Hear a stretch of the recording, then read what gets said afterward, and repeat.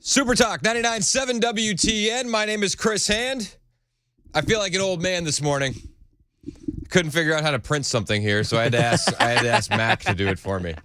Yeah, to get the young in to help him out. Yep. How do we print things? It's like there's a button that says print. It's like, no. No, don't do that. Don't do that to me. Well, I appreciate you helping me. Well, it would be nice if we connected the printer that's right outside our studios, but that's okay. We make it more convoluted. I don't know. How It'd be these nice things if the work. bathroom down the hall was working properly as well, but it's all good. We're saying during the Amigos, I don't like current thing, and current thing right now is the printer. Yeah. So we begin today with the First Amendment. You've heard of this one. Yeah, I know this one. It's a throwback, right? Yeah. We don't tend to celebrate it as much as we used to. But the Supreme Court's hearing arguments on social media moderation. It started yesterday. They're hearing arguments on social media moderation and whether the federal government should have any power in, making platforms take down what they believe is false or misleading information, which is hilarious because, for quite a while, the government was your leading authority in false and misleading information, especially during the pandemic. I mean, I recall people being banned for saying that the virus came from Wuhan. Weird, right? Weird. Yeah, that was the place. You couldn't say that, right? You weren't allowed to. It came from a bat market in bat soup. That was the leading. A pangolin, I think, was one of the theories that you were allowed to post. But you weren't allowed to say it came from, the biolab in Wuhan, which was just blocks away. China. You weren't allowed to say that. It was racist. It was xenophobic. I remember people saying, ivermectin will help cure COVID, and you would get banned for that. Or people saying these vaccines haven't really been tested yet, and there's not a lot of information. Are we sure they're 100% effective from stopping the spread? Well, how dare you? How dare you? So we know that the federal government was involved in social media. They were in the weeds at Twitter and at Facebook, forcing people to take down posts and ban accounts. It's been exposed time and time again via the Twitter files, via the Facebook files. We don't have to rehash all of that. You know it. I know it. We've all become very aware of how the government's involved. So Missouri was suing. Case reached the Supreme Court. And now we have two Republican attorney generals basically trying to prevent the federal government from interacting with social media outlets. Okay? They don't want the federal government to block or downplay some information. The attorney general said the government was violating the First Amendment in pushing social media platforms to censor, block, ban accounts. Biden administration, though, said it was practicing its First Amendment right to engage social media platforms about harmful and false content in the greater public interest. We're from the government. We're here to help, So we have to take them at face value. Now, social media companies like Facebook and Twitter, they're not part of this case. They've long claimed the rules they set up to post and not post on their sites are protected by the First Amendment, like newspapers, traditional news media outlets. Opponents, though, say social media outlets perform like utilities in hosting content and that they don't have the same First Amendment protections. But the heart of the conflict, again, is about information about COVID-19 and its vaccines and treatments during the pandemic. It's really what this boils down to. And then, right after that, you may recall there were some questions about the 2020 election and information. So the federal government said it has the right to flag false and misleading information. Opponents say that they're targeting individuals and groups they don't like.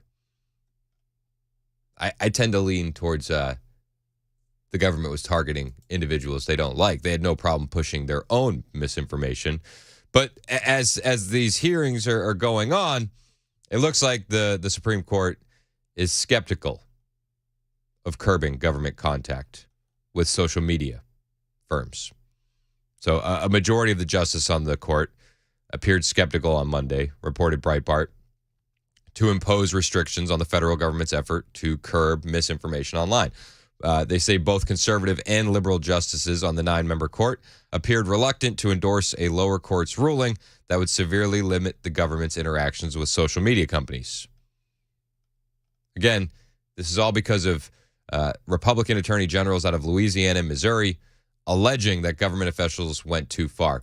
Now, as this case is going on, a piece of audio came out from Supreme Court Justice Ketanji Brown Jackson. And I don't know, guys. This one kind of blew my mind. Ketanji Brown Jackson is concerned that the First Amendment is hamstringing the government. Yep. This is what she said. She said that the First Amendment is hamstringing the government. Oh, hold on one second. Got to get my audio up. Here we go. Justice Jackson? So my biggest concern is that your view has the First Amendment hamstringing the government in significant ways in the most important time periods. I mean, what would you have the government do? I've heard you say a couple times that the government can post its own speech, but in my hypothetical, kids, this is not safe, don't do it, is not going to get it done. She said that the First Amendment is hamstringing the government in the most important times, and that the government posting its own speech saying don't do it, that's not going to get the job done. I would argue that that's because of a lack of trust in the federal government, and trying to say that the First Amendment hamstrings the government is garbage, absolute garbage. But this is what she's trying to argue. And so I guess some might say that the government actually has a duty to take steps to protect the citizens of this country, and you seem to be suggesting that that duty cannot manifest itself in the government encouraging or even pressuring platforms to take down harmful information. So what do you think? 615-737-9986. She says, the government has a duty to protect its citizens. I wish they felt the same way about the southern border. That would be nice. But no, they want the government to be able to limit your speech on online platforms. That's what Ketanji Brown is arguing for. 615-737-9986. Thomas in Tullahoma, you're next on Super Talk. What's up, Thomas? Hey, good morning. I feel the federal government shouldn't prevail in this case. I feel it's an individual right. The First Amendment applies to the individual, not to the federal government as a whole. So I don't know how the Supreme Court's going to interpret that. If that's the case, then, I feel like it's going to be a slippery slope. So thank you for your time. Hey, appreciate you, Thomas. I mean, listen, the social media platforms are the digital public square.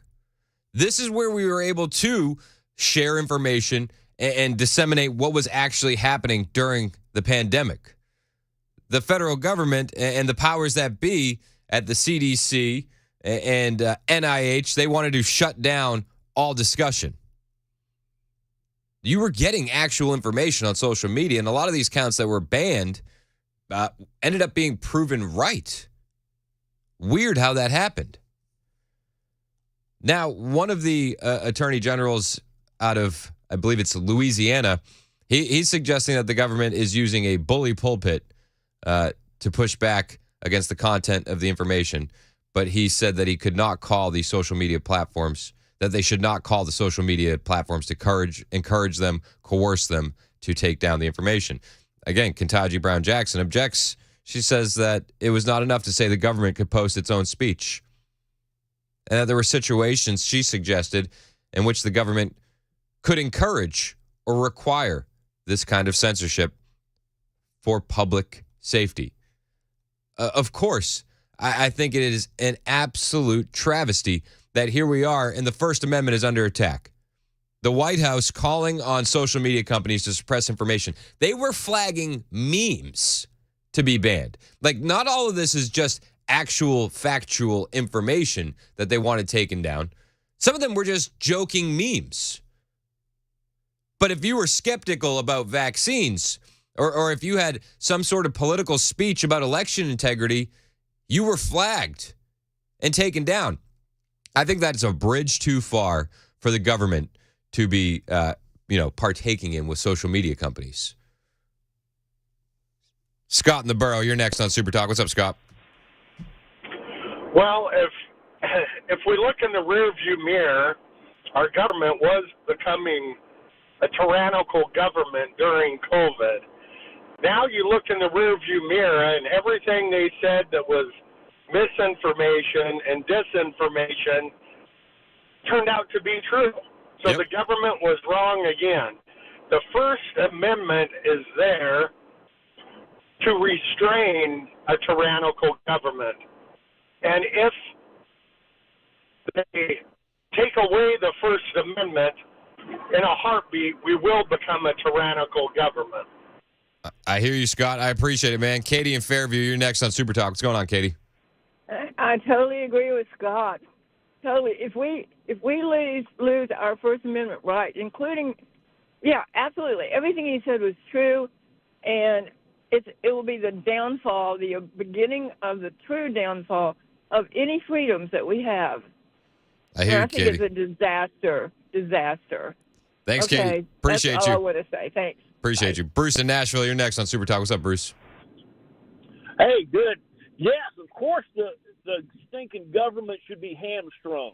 They should be Amen. hamstrung in both feet. They should have their feet cut off and totally crippled because they have no right to take down, censor, or tell people what they can put up or what they have ability to. If they can't have a big enough platform to do a campaign about however they want to say something, then that's just too bad. I hear you, Bruce. The First Amendment was put there to hamstring the government. It's working exactly as it should.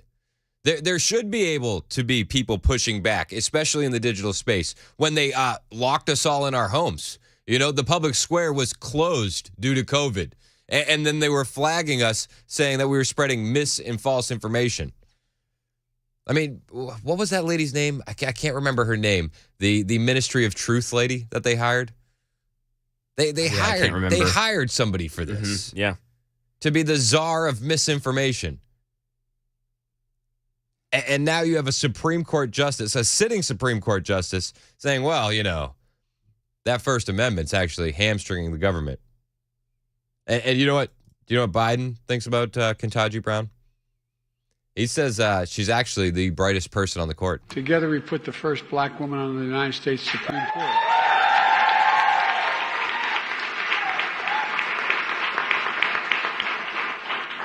And I'm mildly prejudiced, but I think she's the brightest person on the court. It's 9:21 on Super Talk, 99.7 WTN.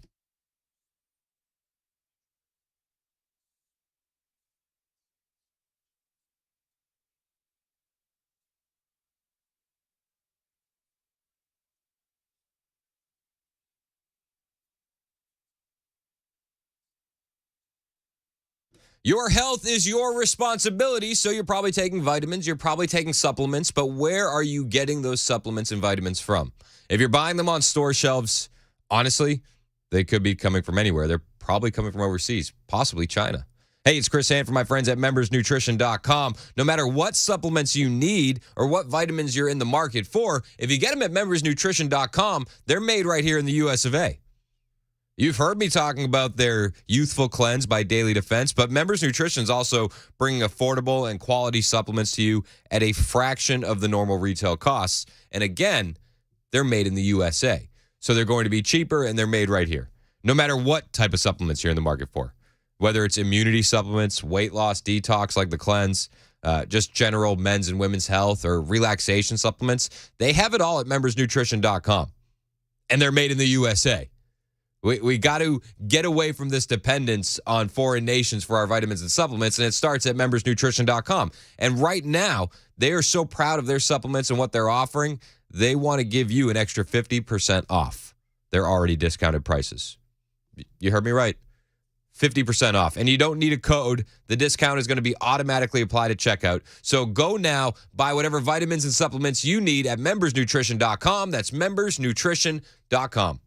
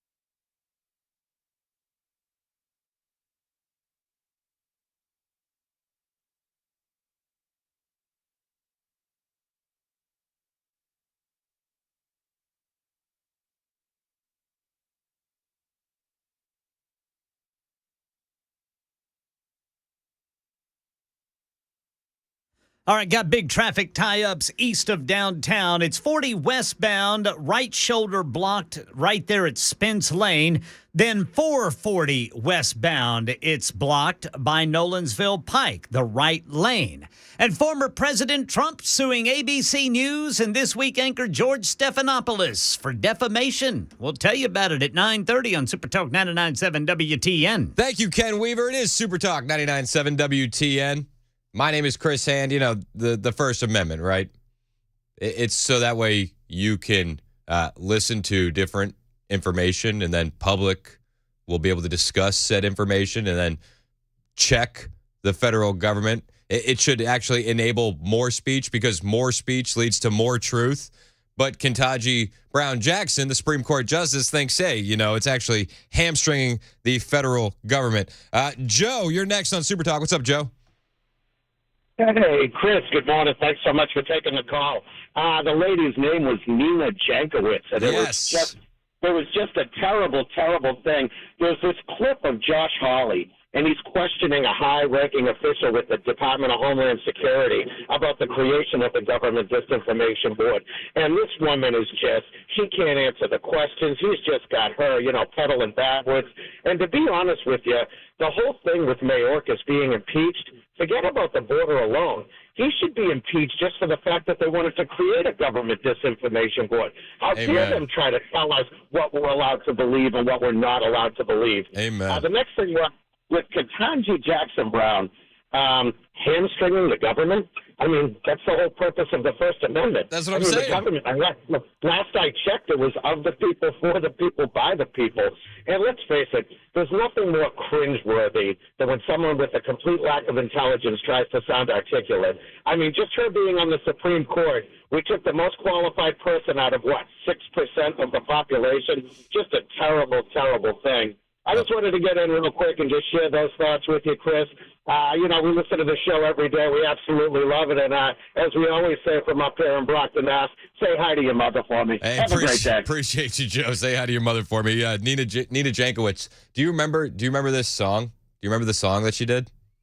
I don't think so. You don't remember this? Laundering is really quite ferocious. It's when a huckster takes some lies and makes them sound precocious by saying them in Congress or a mainstream outlet. So disinformation's origins are slightly less atrocious. Kind of good. It's how you hide a little lie. It's how you hide a little lie. It's how you hide a little lie. You don't remember this? Rudy Giuliani shared bad intel from Ukraine. Oh, now I do. Or when TikTok influencers say COVID can cause pain. They're laundering disinfo and we really should take note and not support their lies with our wallet, voice or vote. Oh, information laundering is really quite ferocious. It's when a huckster takes some lies and makes them sound precocious by saying them in Congress or a mainstream outlet. So disinformation's origin seems slightly less atrocious.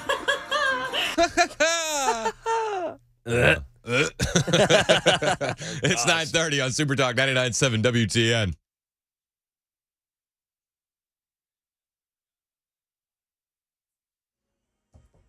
Well, the good news is, looks like they have cleared whatever was partially blocking westbound 40 there at Spence Lane, but it's still going to take a while to get back up to normal speed. Still got the right shoulder blocked by that crash 440 westbound at Nolensville Pike.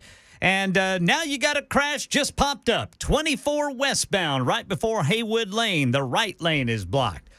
Come on, drivers, get it together. Former President Trump suing ABC News and This Week anchor George Stephanopoulos for using the incorrect term in a line of questioning in a March 10th interview with South Carolina Republican Congresswoman Nancy Mace, who is a rape victim and has endorsed former President Trump.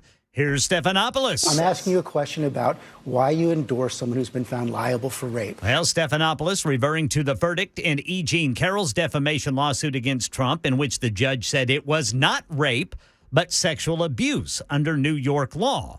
Trump asking for an unspecified amount of damages in the lawsuit, which was filed in federal court in Miami. ABC News declined to comment. That's the latest news. Weather's next. I'm Ken Weaver, WTN News.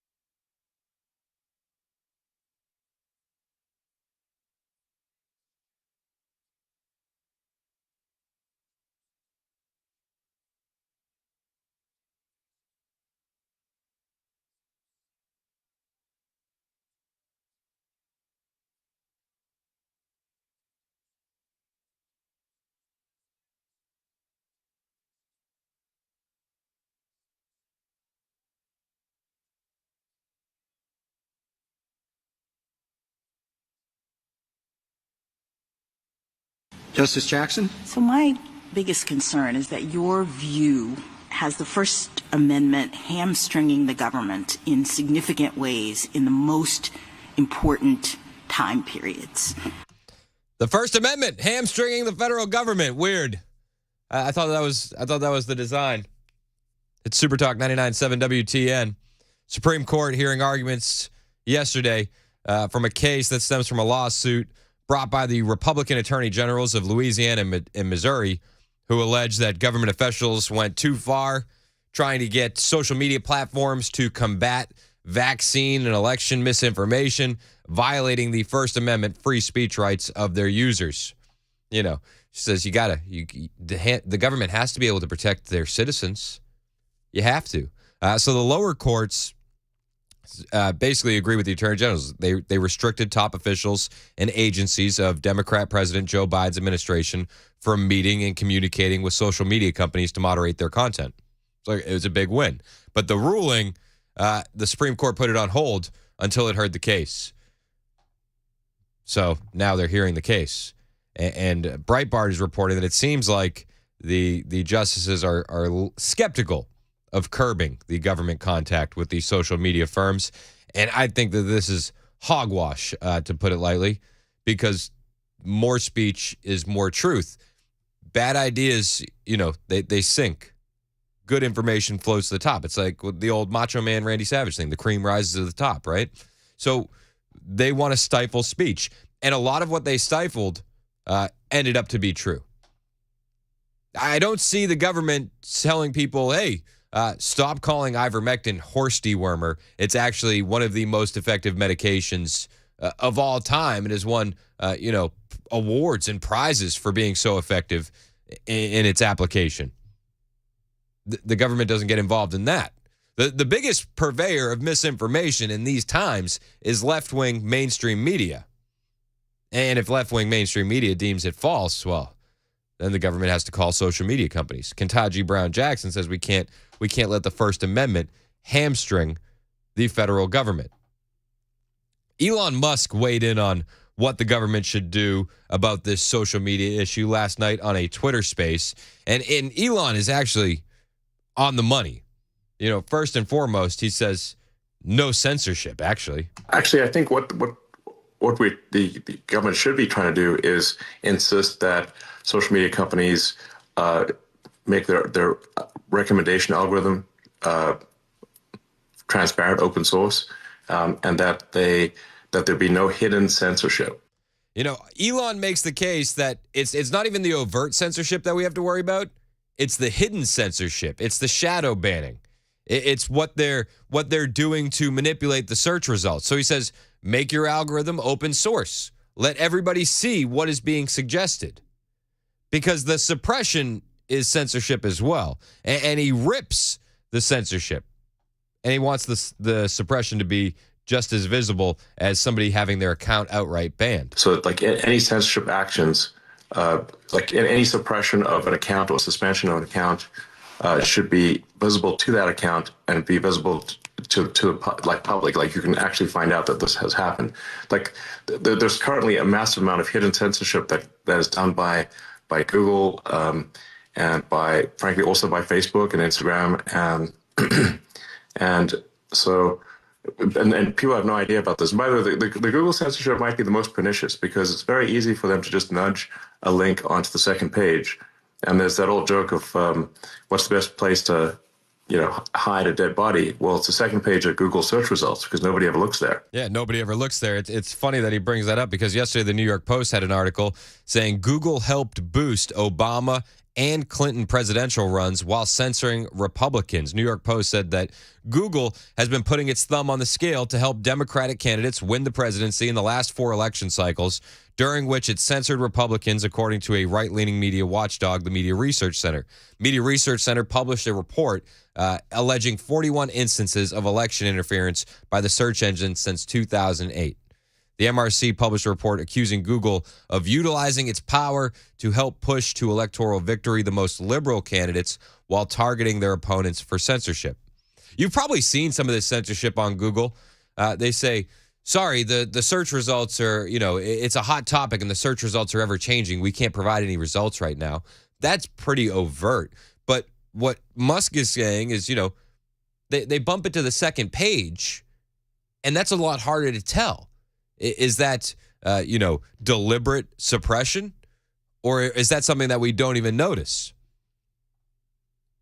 But this report from Media Research Center comes after all sides conducted an analysis which found that the news aggregator Google News skewed even more off the charts in 2023. Google's come under fire, obviously, after its artificial intelligence stuff went woke and was putting out historically inaccurate figure images, such as, black Vikings and black founding fathers. But Google is now denying the claims by MRC. Elon Musk chimed in on the subject and said, they interfere to help Democrats thousands of times every election season. This is to be expected when their censorship teams have a far left political view. This is what I want to see the government go after. But we have left-wing ideologues in power right now. They're not going to go after the actual suppression of information on massive search platforms like Google because Google's helping them. And like this report says, they've been helping them since 2008. 41 times since 2008. Musk posted the screenshot of that New York Post article. In 2008, Media Research Center alleges that Google threw its support behind Senator Barack Obama as he faced off against Hillary. According to the MRC report, Google targeted support for Hillary Clinton for censorship. So they suspended the accounts of writers who wrote blogs critical of Obama during his primary race against Clinton. 4 years later, Google, which once again favored Obama over Mitt Romney, refused to correct a Google bomb that smeared GOP primary candidate Rick Santorum, according to the report. The MRC study cited data from Dr. Robert Epstein, who told Congress that Google's search algorithm shifted at least 2.5 million votes to Clinton in her failed race against Trump.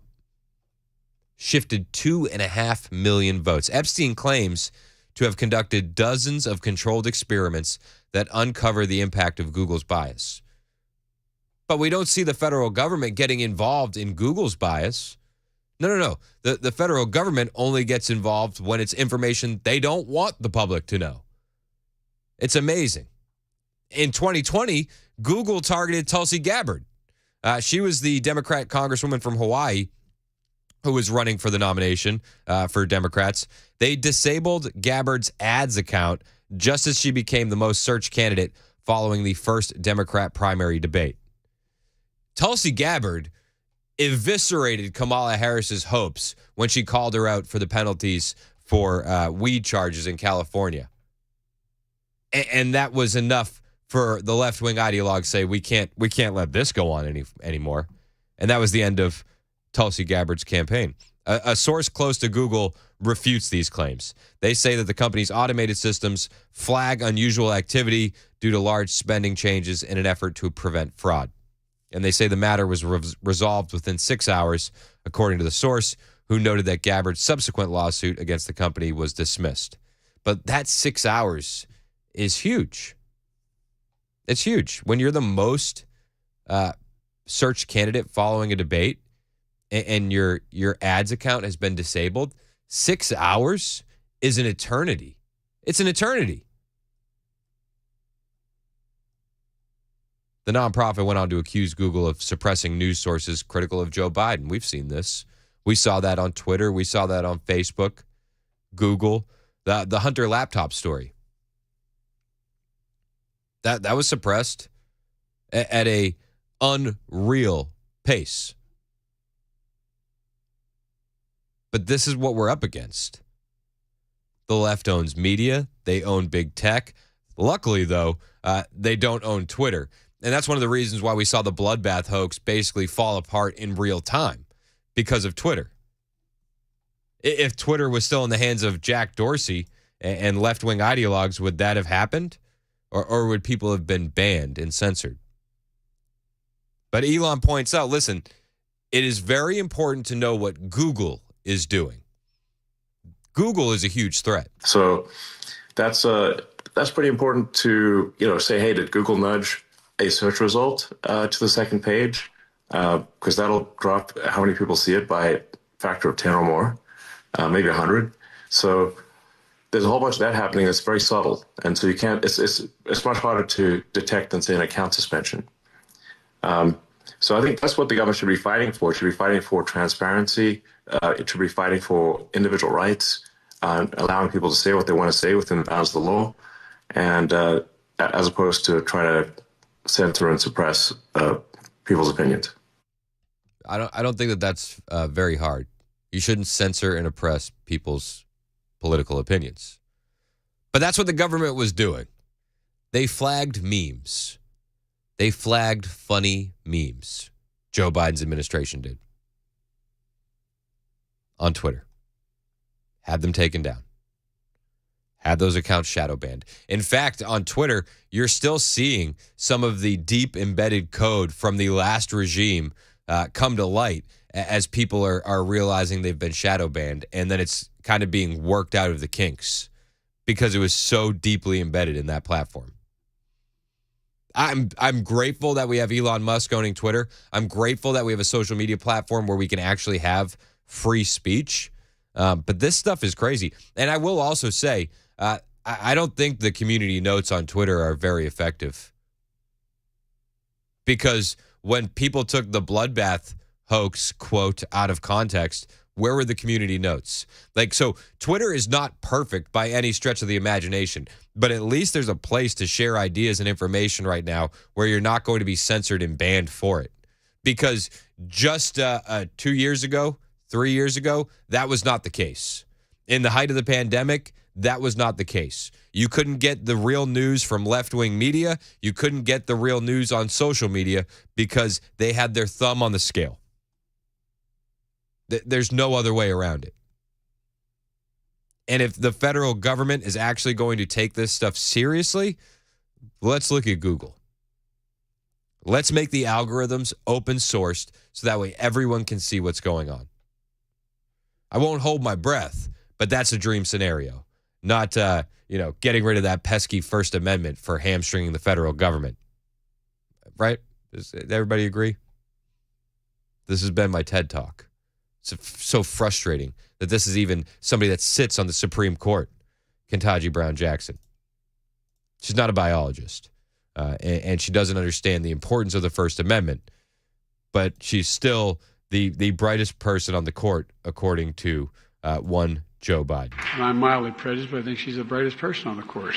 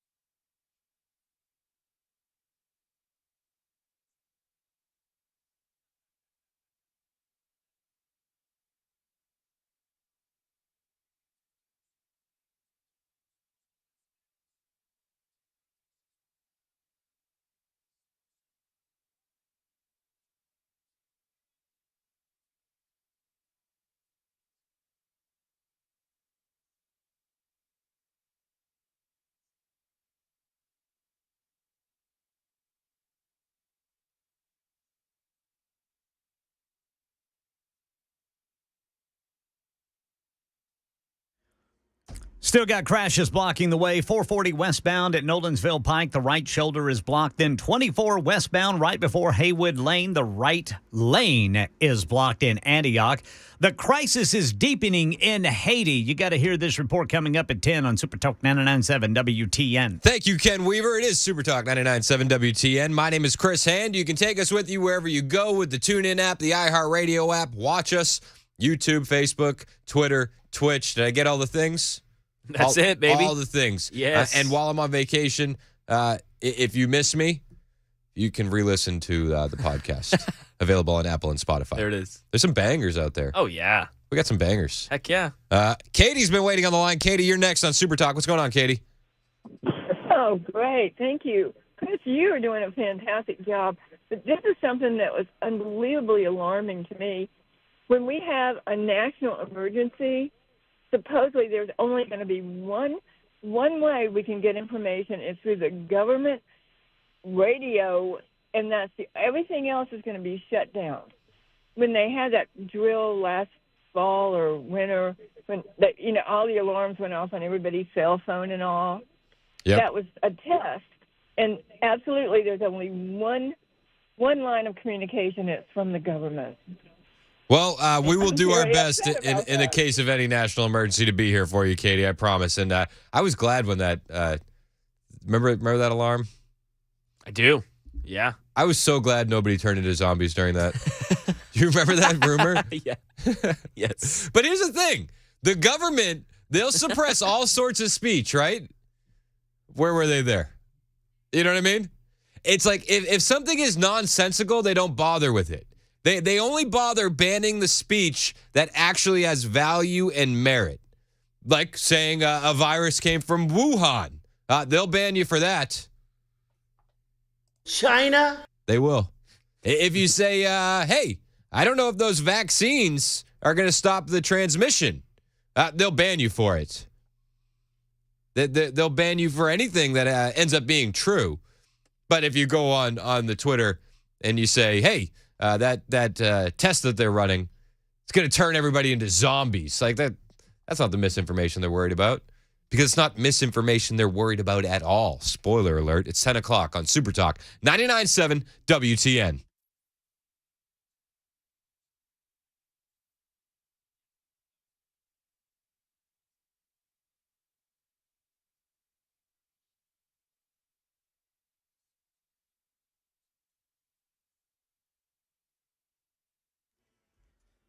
Ten o'clock on the dot. I'm Ken Weaver with your top stories on this first day of spring. Full forecast in 2 minutes.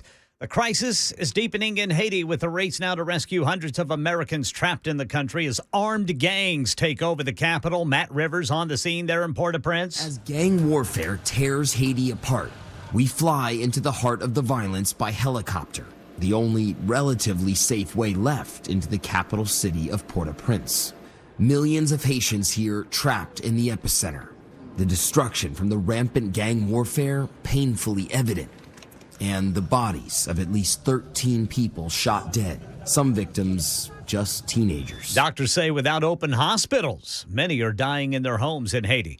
Well, former President Trump is suing ABC News and This Week anchor George Stephanopoulos for using the incorrect term when referencing the E. Jean Carroll civil sexual abuse case in a line of questioning of South Carolina Republican Nancy Mace on March 10th. Donald Trump has been found liable for rape by a jury. Donald Trump has been found liable for defaming the victim of that rape. Well, the jury found Trump liable for sexual abuse under New York law, but not rape. And for the first time, a former White House advisor to Donald Trump going to prison. Peter Navarro reports to a federal correctional facility in South Florida today. Peter Navarro was convicted of contempt of Congress for refusing to testify before the House January 6th committee. The former Trump trade advisor insisted his testimony should have been shielded by executive privilege, but a federal judge refused to allow that defense and sentenced Navarro to 4 months in prison. Late yesterday, Chief Justice John Roberts turned down Navarro's final appeal just hours before he was to report to the low-security lockup in Miami. As Stephen Portnoy reporting, and the latest news. Weather is next. I'm Ken Weaver, WTN News.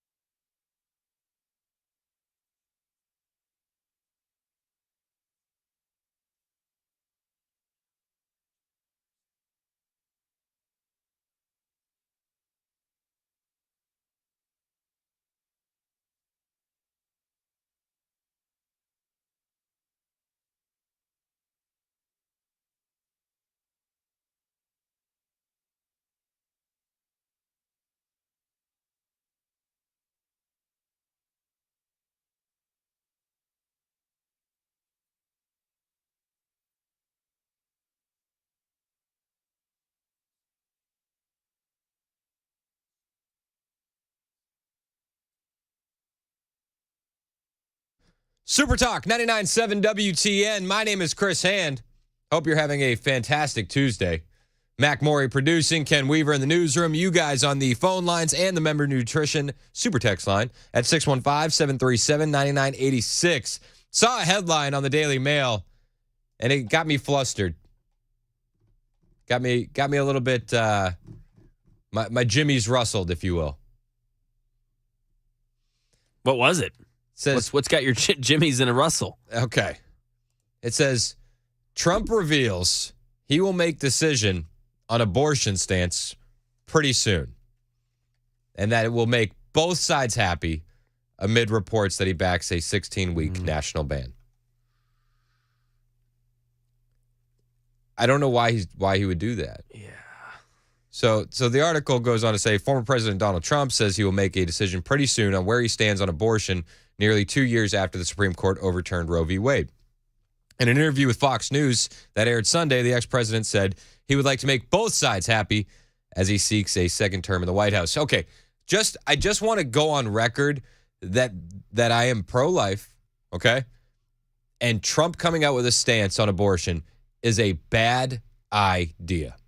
He has record evangelical support. The pro-life community backs Donald Trump more than any president in my lifetime that I can remember. He walks at the March for Life rallies. He does all these things. Why does he need to come out and make a stance publicly? Somebody make the argument for me. 615-737-9986. After all he's done for the pro-life crowd, what benefit do we have of Donald Trump coming out and making a public stance on abortion? Now, I hope that the Daily Mail is really twisting the headlines here, putting out a clickbait article, and that this is fake news. But for the sake of the argument, is there any benefit to Donald Trump coming out and saying, I support an X-week abortion or an X-week ban on abortion? Or is there any benefit to him saying, I don't support that? Either side. I see no benefits.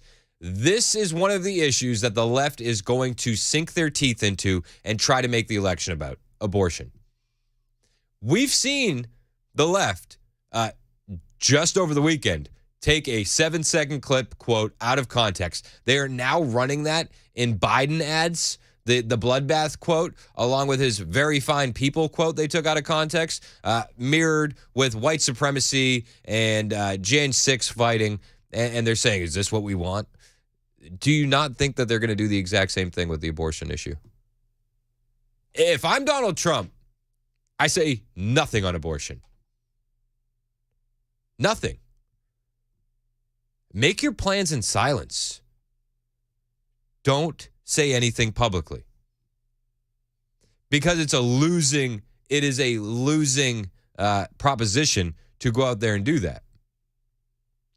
Maybe you want him to be public about his stance on an abortion ban, and I hear you for that. But for the sake of the election and 2024, with what we have coming up against us, why do we want to make that statement publicly and allow the election to be taken in that direction, focused on abortion, when we have so many bigger fish to fry in terms of Joe Biden, so many bigger issues that we can make the election about and win this thing: the border, the economy. We can go down the list. Joe Biden has been horrendous. Foreign policy, starting new wars, funding both sides of wars. I mean, Joe Biden, he's abandoned so many embassies. Do you understand? They evacuated the U.S. embassy in Haiti. Okay, they evacuated our embassies in Afghanistan. In 2022, they evacuated embassies in Ukraine, Belarus, Russia, Nigeria. They've evacuated embassies in Sudan and Niger. He is a loser candidate. Why are we going to give the left any fodder, any kind of issue to stand on? Steve in the Borough, you're next on Super Talk. What do you think, Steve? before I start, I want to make sure I understand. Are you saying he shouldn't be talking about abortion at all, or shouldn't be coming out with this stance? Because I don't want to. I don't think that he should come out with a major stance announcement, because I think that everybody knows he's pro-life on the conservative side, and I think that the left wants to make this a bigger issue than it is heading into 2024, because I think that that's one of the only issues that they can campaign on, and that's a winning issue for the left to galvanize their base. Gotcha. Okay, I misunderstood it first, because what I was going to say was it seems to me that he's just trying to make an appeal to the middle. If it turns out this is what he does, like it says, "Oh, I'm okay with 16 weeks" or something like that, and he's indicated he would say something like that. I agree with you I agree with you that he should make that a more of an ancillary issue and not a front and center thing.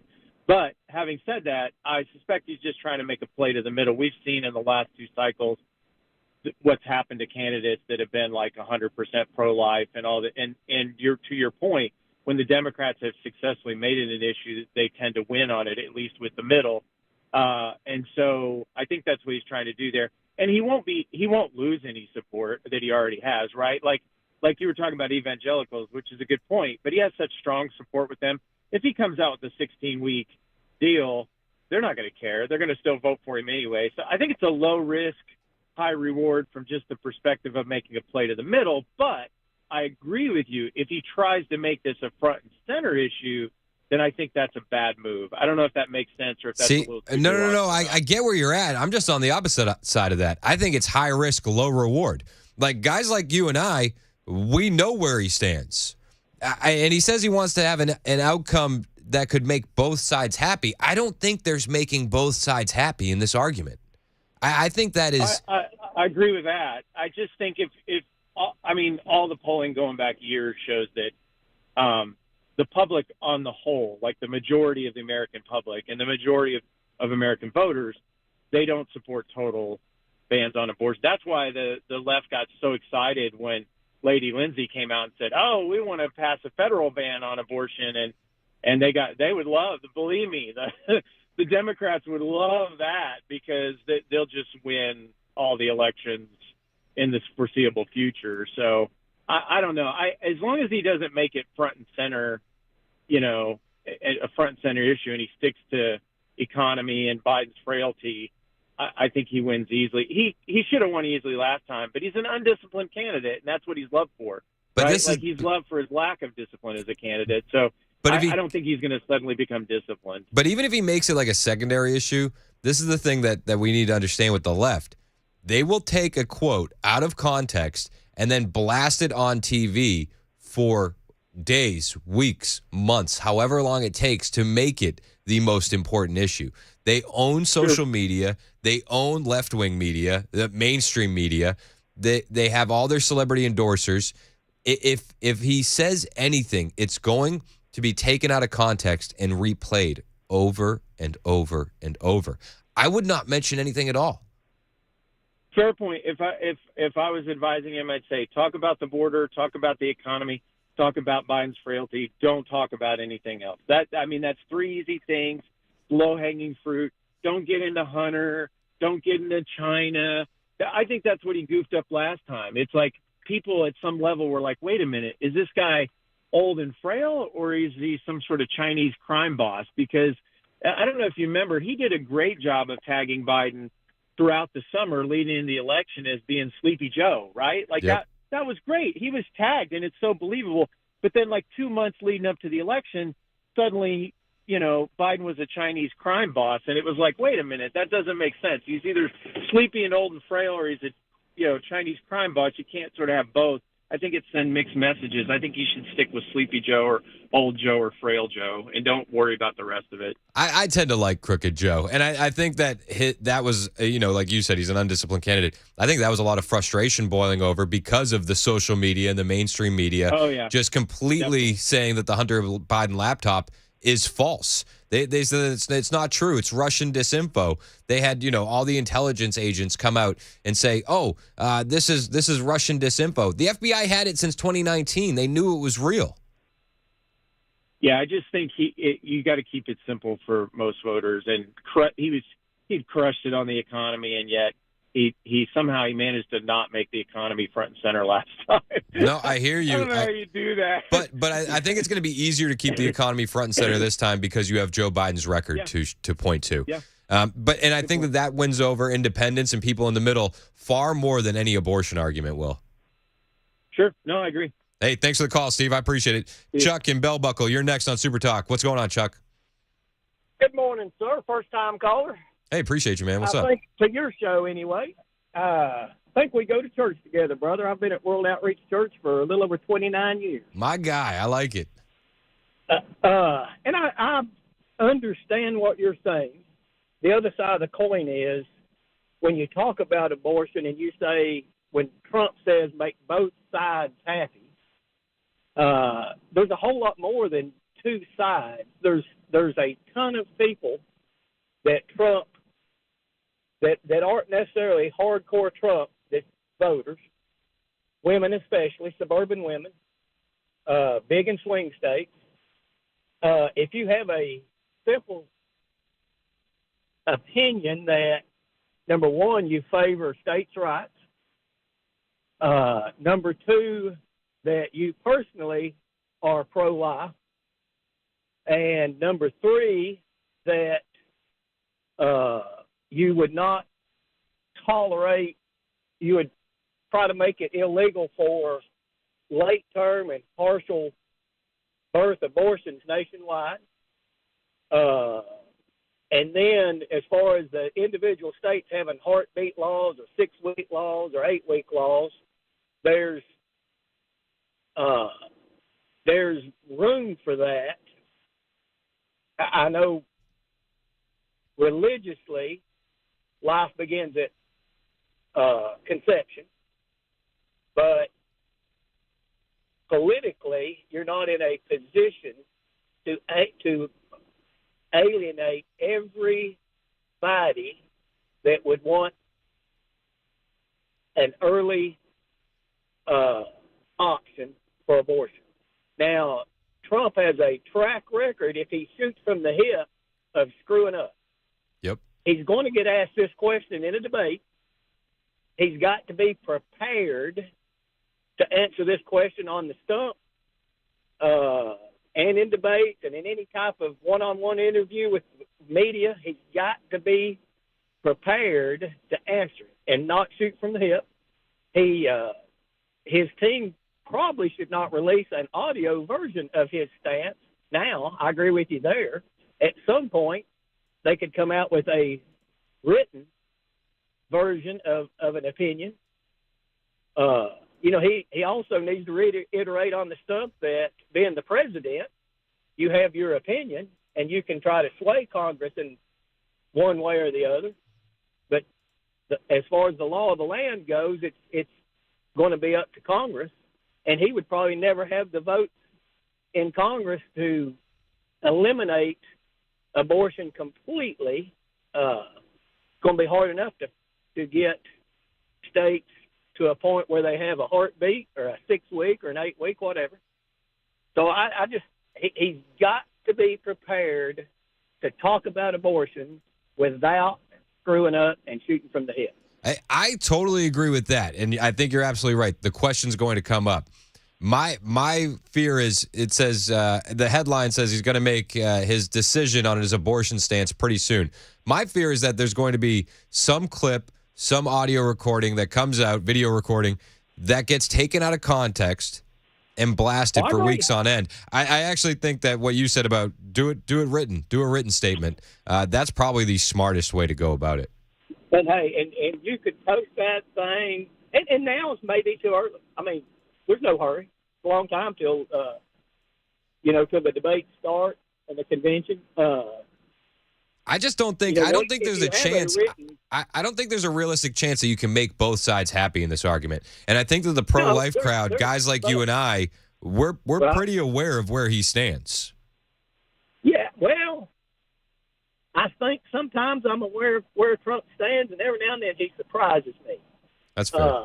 Because he's a politician now. He's not a businessman anymore.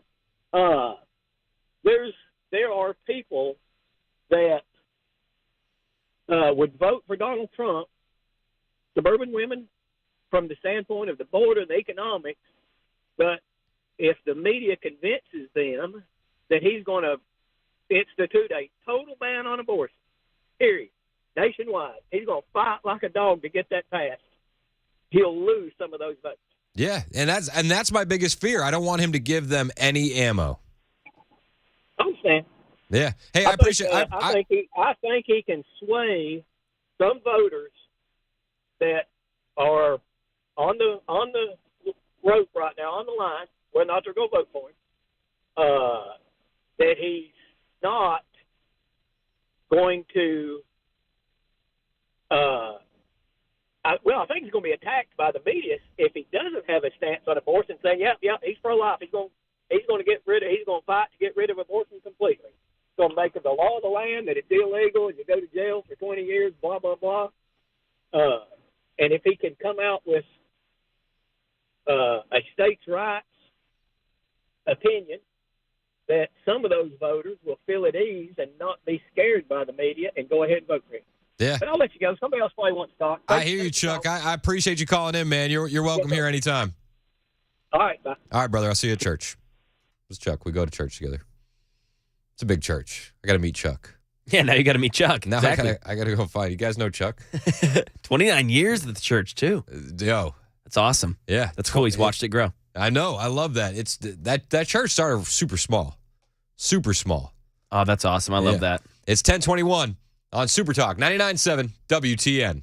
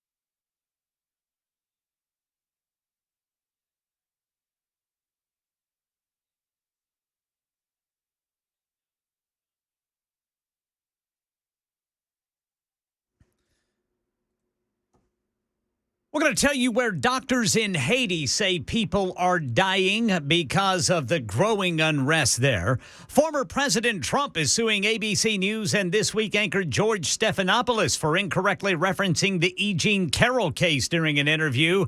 And easier access to birth control is available. These stories and more at 10:30 on Super Talk 99.7 WTN. Not a fan of birth control. I've talked to too many women that are against it. It increases weight, increases depression, increases thoughts of suicide. It'll mess with your hormones to the point where you'll think you fall in love with somebody, and then you get off birth control and you realize you can't stand them. I could say not a fan of birth control. I have 4 kids, and that would be enough, right?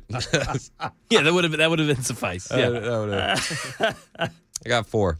It's 10:26 on Super Talk 99.7 WTN. Millie in the borough, you're next on Super Talk. What's up, Millie? Yes, honey. I was going to tell you, I'm sorry I've had throat surgery.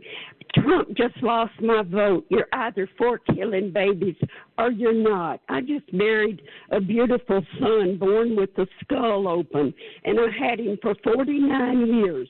So don't talk to me about abortion. You either kill babies or you protect babies. So he just lost my vote. And I appreciate you, honey, and your witness, okay? Hey, well, he didn't say that he was he didn't say he was for abortion. Well, he's straddling the fence, honey. He would. Yes, he did. He gave an interview a few weeks ago, and that's the impression he left. But Millie, he's the most pro-life president we've ever had.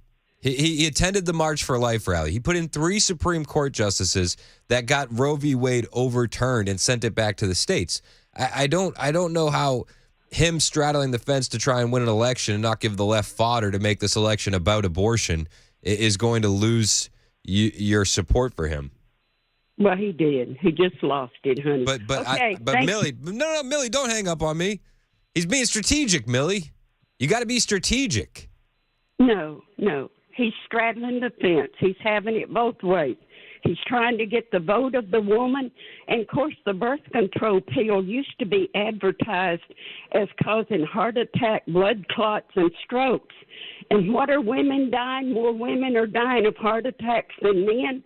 But Millie, who else is going to get in that office that's going to be more pro-life than what he's done?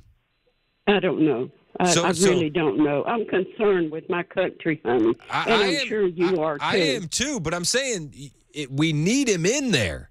Saying that he lost your vote is not the right move, because there's nobody else that's even going the distance that he is. Like, here's the thing: honey. The left is fine at chipping away at things. We need to be willing to chip away at things too, as well. Well, I know, honey, our country's in trouble. I pray for it every day. I'm 84 already, and I don't see a country that I had for my children and grandchildren. I'm sure you feel the same way with 4 precious children. I do, but Millie, we can't just say that because he's straddling the fence that we're not going to vote or we're going to vote for someone else. Well, I'll write to him, okay? Send him a letter, Millie. I've written to him before, yes. I used to write him often when he was in the White House. You should. So I'll write to him, honey. Okay, and I appreciate your stance and your 4 little ones, okay? Hey, I appreciate you, Millie. Let me know what he says back, okay? All righty, honey. All right, thank you, Millie. Okay, bye. All right, bye. So what, 2 weeks, 3 weeks, we'll know what he said back? Yeah, I think that's exactly right, yep. So... I love Millie. I do too. Yeah, that was great. That was awesome. She's the best. But she's set in her ways, black or white. I would overnight the letter, and then you get the tracking number. It's 10:30 on Super Talk 99.7 WTN.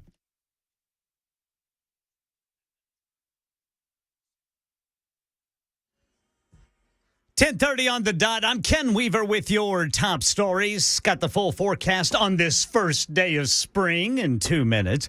Well, the crisis is deepening in Haiti as armed gangs take over the capital. Doctors say without open hospitals, many people are dying in their homes. The airport is closed, so Port-au-Prince effectively cut off, and hundreds of Americans are still there without a way out. Former President Trump is suing ABC and This Week anchor George Stephanopoulos over the March 10th interview when Stephanopoulos referenced the E. Jean Carroll civil defamation case. Donald Trump has been found liable for rape by a jury. Donald Trump has been found liable for defaming the victim of that rape. Well, Trump's lawyers say he was found liable by a jury for sexual abuse in a civil case, not rape. No comment from ABC News. And an over-the-counter birth control pill now available to women nationwide. Ariel Reshef, that is, says online sales have begun. It'll be in drugstores soon. Now you can add birth control to your Amazon cart. Opill is officially available online without a prescription. Many health officials see this as a major step toward expanding access to this medication, with the American Academy of Pediatrics applauding this decision. One pack will cost $19.99, a 3-month supply $49.99, or $89.99 for 6 months. That's the latest news. Weather is next. I'm Ken Weaver, WTN News.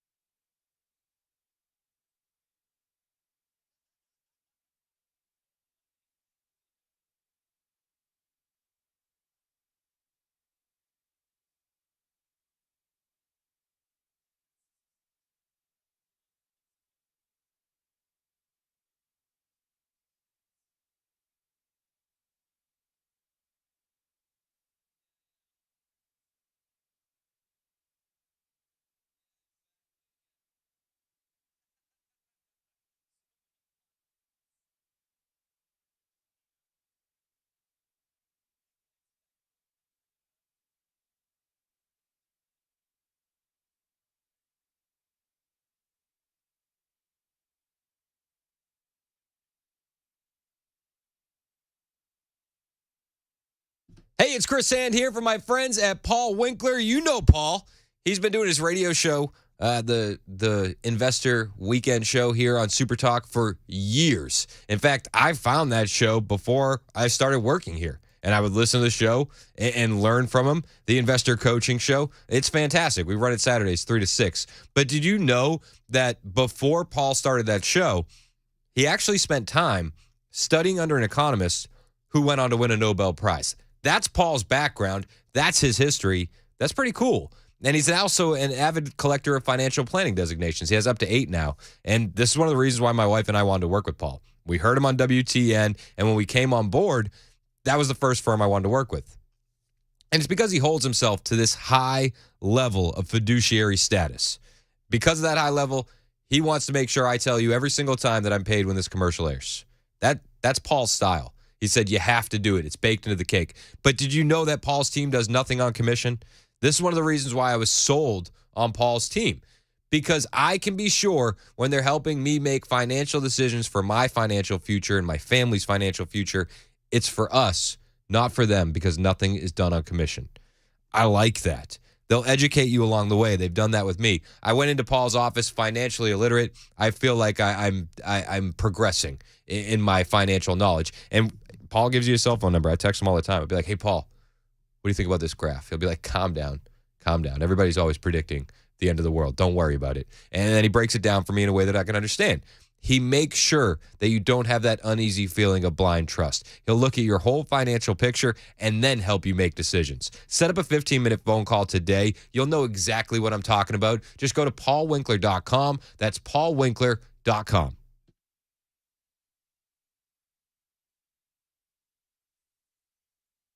Super Talk 99.7 WTN. My name is Chris Hand. Me and Mac were laughing off the air. We've decided that we're gonna take the show to Japan one day. Oh yeah, it's happening. Chris and Mac take Japan. Yeah. So ni hao. We're gonna. What was that? ni hao. All right. Well, don't appropriate culture along the way. We're lining up sponsors. Yeah, we're gonna make it happen. We're not gonna give you any context to the discussion either. No, that's all you get. That's all you get. Just a taste. Just a taste. Also. We've decided that we need a reality show. 100%. Dude, the storylines. There's so many good plot points, man. I have 4 kids. You're getting married. Planning a wedding. Yep. We want to go to Japan. I mean, there's a lot to talk about. I've also figured out this is probably the only way I'm actually going to get invited to the wedding is if we have a reality show. That's it. That's your ticket. I've been pushing to be the best man, and Matt keeps telling me no. I'm like, dude. I'll do so much. He's like, you won't. I'll do so much.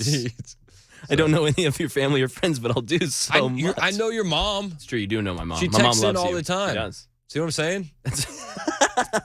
Like, come on. Come on, man. This is easy. Your mother loves me. I've asked to meet Hannah. Yeah, I think steeplechase. Are you guys doing steeplechase? I think we're going to do steeplechase. Perfect. Yeah. Is Virginia going to go? No. Okay. Good. What do you That's true. You got me? kids, yeah. We got all these kids. Yeah, and it's a 21 and up tent, I believe. Yeah. I would get the kids a fake ID. No problem. I'm a good dad. I'm not going to leave him with a stranger. That's great. We were talking about Donald Trump. He said he's going to come out. He's going to have a stance on abortion pretty soon. He said he will make both sides happy. I think that is a logical fallacy. I don't think that you can make both sides happy amid reports that he's going to back a 16-week national ban. I just think that this is a losing issue to come out early on. He's going to be asked about it. We had a caller, Chuck, before. He's got to be prepared. He's going to be asked about it. It's going to come up. I understand that. But why do it before you're asked? Get ready. Get prepared. Doug in Cookville, what do you think about this? You're on Super Talk. Chris, good morning. I got another twist on that. I don't understand why he doesn't use that to his advantage. And what I mean by that is just say, listen, I love little babies. You know who I am and what I stand for. I mean, you're not going to make anybody happy, at least half the country, just like you said. I mean, half will be happy, the other half won't. But what I would say, if I was Donald Trump, just twist it back around and say, listen, you know me, I'm pro-life. I love little babies, and it's the president's job to make sure that you have good schools to send your baby. It's the president's job to make sure your babies are safe and with the military. And it's my job to get, food prices down where you're struggling at the grocery store, to feed your children, and just turn it back around and say, listen, the Supreme Court has spoken. I'm not a king or a dictator. You got it all wrong. It's simple civics. The legislature makes the laws. As president, it doesn't matter what I think. But I would just turn it back around into the economy and just say, listen, you're pro-life or you're pro-death. That's it. There is no weeks or anything like that. There's just no way. But if it was me at 57, I've been around, I would turn it back around and say, look, y'all got it all wrong. What is the job of the president? He's to make sure safety, our border, and turn it back around. And, hey, I love the little babies. I think that's a good strategy, Doug. I appreciate your call, man. All right, man. Have a good one. You too. Take it easy. Anna's on the line. Anna, you're next on Super Talk. What's up, Anna? Well, yes, good morning. Well, you guys are planning this new show, and I think you need a female voice. I'd be incredible. Oh, wow. Pamela's a redhead. I'm a blonde. I mean, so you have a what soul. more can I say? You know, there's that old saying that redheads don't have souls. Bingo. Oh, I never heard that, but I heard that blondes have all the fun. I don't know. All right, Anna. You get in more trouble. As soon as love you guys. I love you too. As soon as we get the budget, we'll hire you. Oh, great. Thank you. Yes, of Bye. course. Perfect. Of course. Yeah, she'll fit right in. Yes.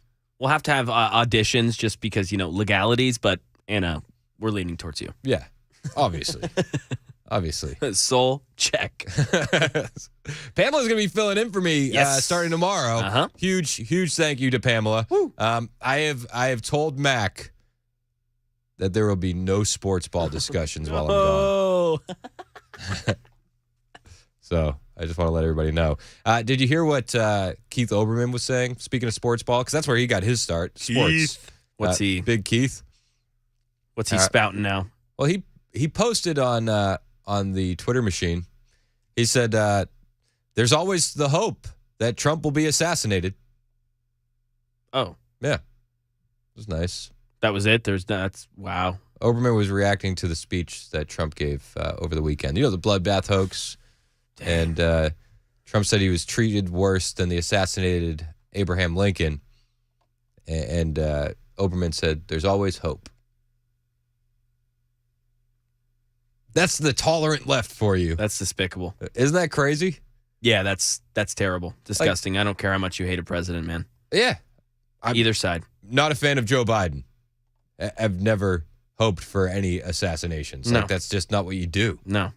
This is America. Yeah. Like, terrible. Yeah. Ugh. And he thinks he's going to gain, favor. Yeah, people are going to. With the left. Like, he's too radical. But then again, they all are. Olbermann was on MSNBC. MSNBC hired him for being too unhinged. But they kept Joe Scarborough on. And Joe Scarborough, Morning Joe, he was on an unhinged rant of all time yesterday morning, talking about the bloodbath hoax. Mind you, this is after he deleted his tweets when Elon called him out for being an NPC, a non-player character, and just going with the mob for saying, "Oh, Trump called for a bloodbath." Well, he doubled down on it yesterday morning, and he starts cursing on MSNBC at 6 a.m. 6 a.m. 6 a.m. He's talking about a bloodbath for America. It's laid out in the terms of it. And these idiots on Twitter, these idiots on Twitter, where he was roasted and deleted his tweets. These idiots. On cable news, these idiots on Sunday shows going, well, presidents, he was talking only about the auto industry, and this is one more. It's just bullshit. Let me say that at 6:15 a.m. It's just bullshit. He knew what he was doing. We're not stupid. Americans aren't stupid. He was talking about a bloodbath. Well, so Joe Scarborough is not stupid. We're idiots. And Trump knew what he was doing. And he wasn't talking about the auto industry. Sometimes a bloodbath means a bloodbath. And when he finishes by saying, and that's just going to be the least of it, seriously, these people may be stupid. We're not. Okay. These people may be stupid, but we're not, says Joe Scarborough. There's a video out there on the internet of about 3 minutes of Joe Scarborough using the term bloodbath. 3 minutes of it. These people may be stupid, but we're not. We knew what he was saying. Okay. That wasn't even the worst of it. Morning Joe's wife, Mika, she was unhinged as well. Completely unhinged. She's very upset that Donald Trump said the word bloodbath when referring to the auto industry. Michael Beschloss, I want to ask you about Donald Trump increasingly sounding like a fascist, a dictator, mimicking them, and using words that are clearly out of the pages of some of the most powerful autocrats or dictators of our time in the world. Absolutely. And I love the guest. The guest doesn't even get a word in yet. Michael Beschloss, MSNBC's contributor, and he's like, absolutely. Absolutely. Absolutely, Mika. I guess the fear is that for some Americans who may not be informed about history, there's that vulnerability that Trump preys upon. And then there are those who are making the choice. And I need to understand that. Is there any precedent? Or is this how fascism works? Are they sucked in and brought in on different terms, whether Trump has something on some Republican leaders or others are just so uninformed they don't care? Is it a mixture? How does it work? Is there a precedent? I love how she says, is this how fascism starts? Does Trump have something on other Republican leaders? Yeah, that's exactly what it is. MSNBC's Michael Beschloss ends up comparing what we're seeing now with Trump to, you guessed it, Germany. It's Germany, the rise of Hitler and the Holocaust, right? Why wouldn't they? That's how fascism and totalitarianism, and in Germany's case, the Holocaust came to Germany, which had been a country where there were big institutions of democracy until, as you well know, the early 1930s.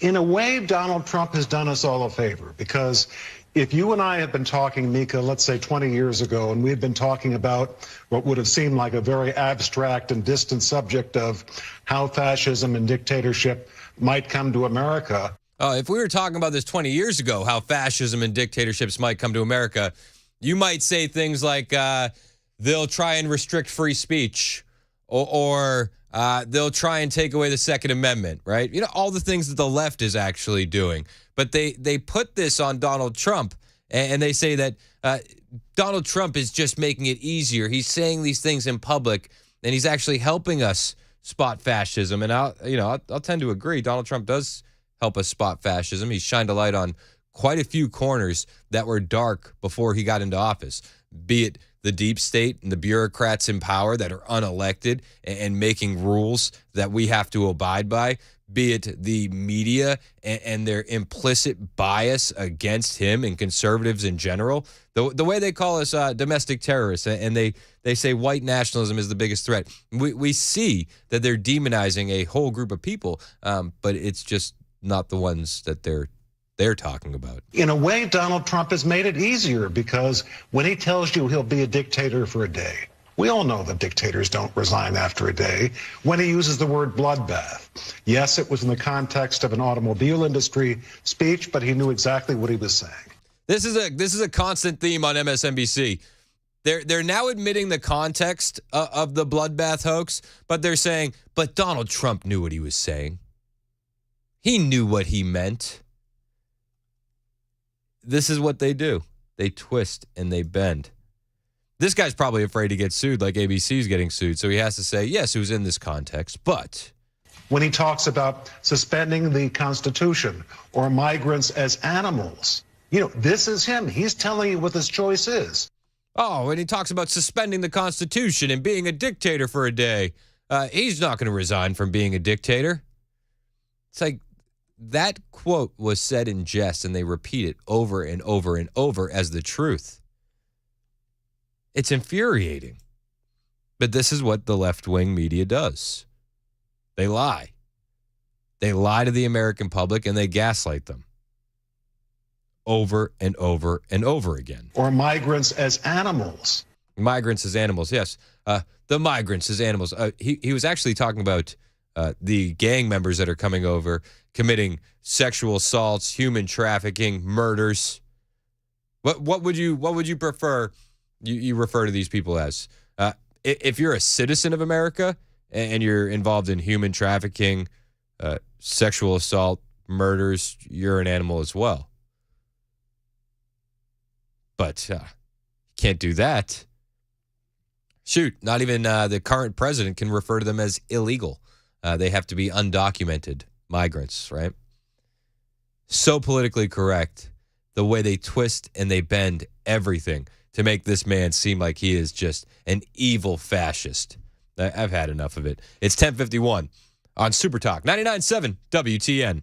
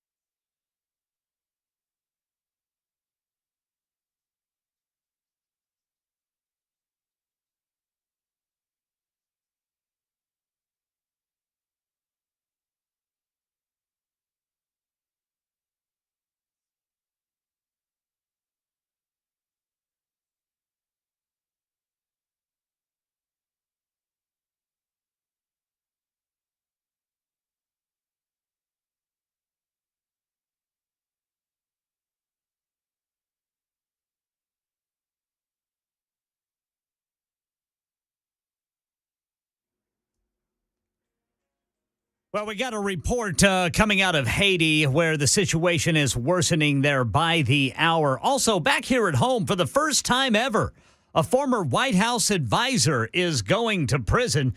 Got some construction work right now in Montgomery County, slowing drivers down 24 eastbound at MLK Parkway. All that news coming up at 11 on Super Talk 99.7 WTN. Thank you, Ken Weaver. It is Super Talk 99.7 WTN. Hey, Ken, did you get that video I sent to you on Instagram? No. I DM'd you a video last night. Okay. It's so I saw this video, and the internet's just undefeated. It's firefighters saving children from a burning home, because firefighters are amazing. Yeah, there it is. Brother Chris, sent a reel by Epic Vibes. But it's played in reverse. Okay. So it looks like it's a bunch of firefighters throwing kids into a burning building. Gotcha. Yes. Oh, that's terrible. That is exactly what's going on in the mainstream media today. Yes. You nailed it. All right, so that's a weird way for me to segue into what I want to talk about next. Do we need more female police officers in Nashville? WSMV ran this report. I got the audio for you, but I want you to weigh in at 615-737-9986. Do we need more female cops in Nashville? I'm going to open the phone lines. I want to get the discussion going. It's 11 o'clock on Super Talk 99.7 WTN.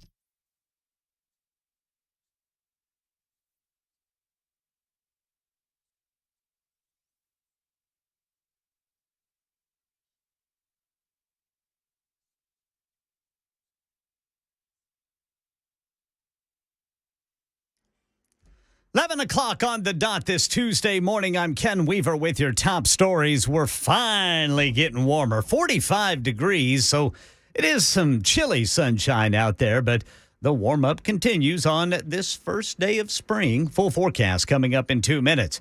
Well, the situation is worsening in Haiti as armed street gangs are taking over the capital there. Here's Matt Rivers. Doctors say without open hospitals, many are dying in their homes. How many people are dying here in Port-au-Prince that we don't even know about because they can't get to a hospital for care?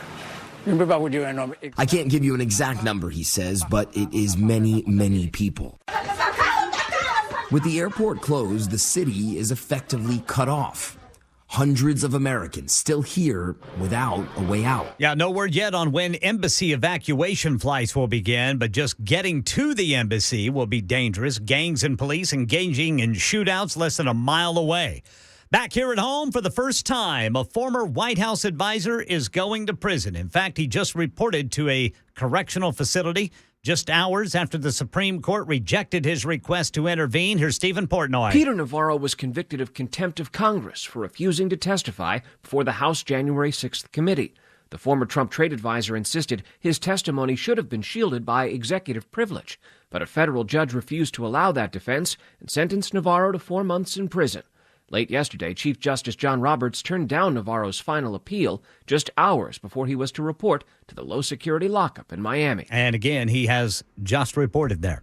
Former President Trump suing ABC, and this week anchor George Stephanopoulos for defamation over the repeated use of a certain word in a March 10th interview. I'm asking you a question about why you endorse someone who's been found liable for rape. Well, Trump was found liable for sexual abuse, not rape, under New York law in the E. Jean Carroll defamation case. ABC News has declined to comment. That's the latest news. Weather is next. I'm Ken Weaver, WTN News.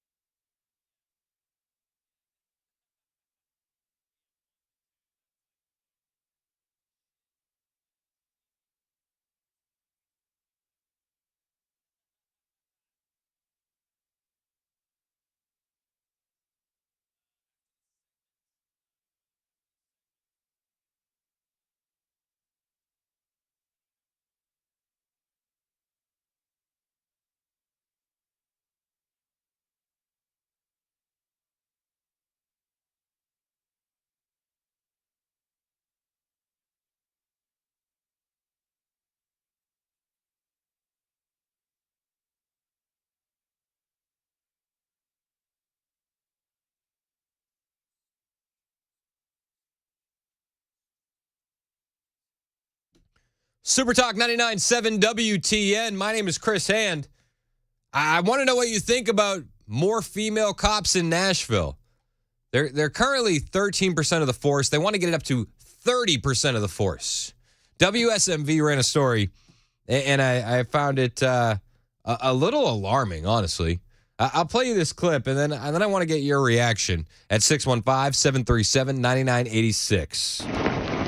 It's a male-dominated profession, so women are scared to take that step, maybe thinking that they're not able to do it, but you can do it if you have that right mindset. It's a mindset the Metro Police Department hopes more women will have. Their goal, a 30% female police force. Last year, it was 11%. This year, it's 13%. And is it even attainable? I think we're definitely growing, so if we can just keep that momentum going, I believe that it is definitely attainable.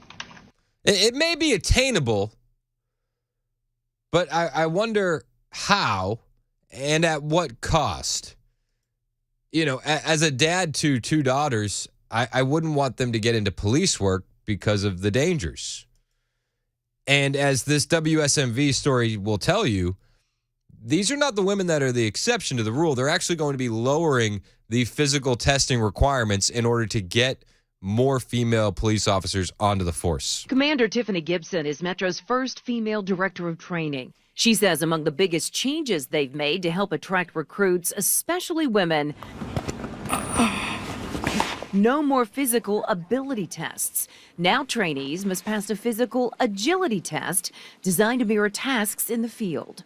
They've also added lactation rooms for nursing moms to all 8 precincts, more flexible schedules.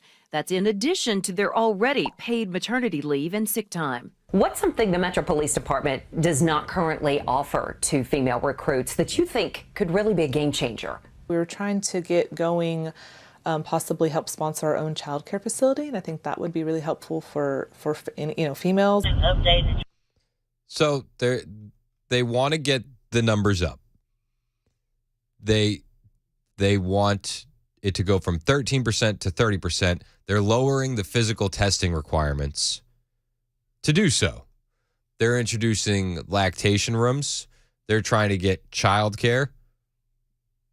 I'm not sure that this is the best idea. Now, I don't want to say like women don't belong in policing. I think that there's plenty of great roles, and there's probably great female cops out there. But I would worry about the female officer's safety, because if you encounter a 6'2" muscle-bound drunk dude who's being violent, that's not safe for the female officers. It's just not. These female officers are going to get rocked out there. And you increase more female officers on the street, you're increasing more chances of that happening. And at the same time, you're bringing down the physical testing requirements for these female officers. So I ask you, would more female cops in Nashville make you feel safer? 615-737-9986. Blake in Nashville, you're next on Super Talk. What's up, Blake? What's going on, Chris? How are you? Good, man. How are you doing? Doing well. I'm glad you played that segment before I got to speak. I don't like the idea of lowering the standards for anyone at that matter.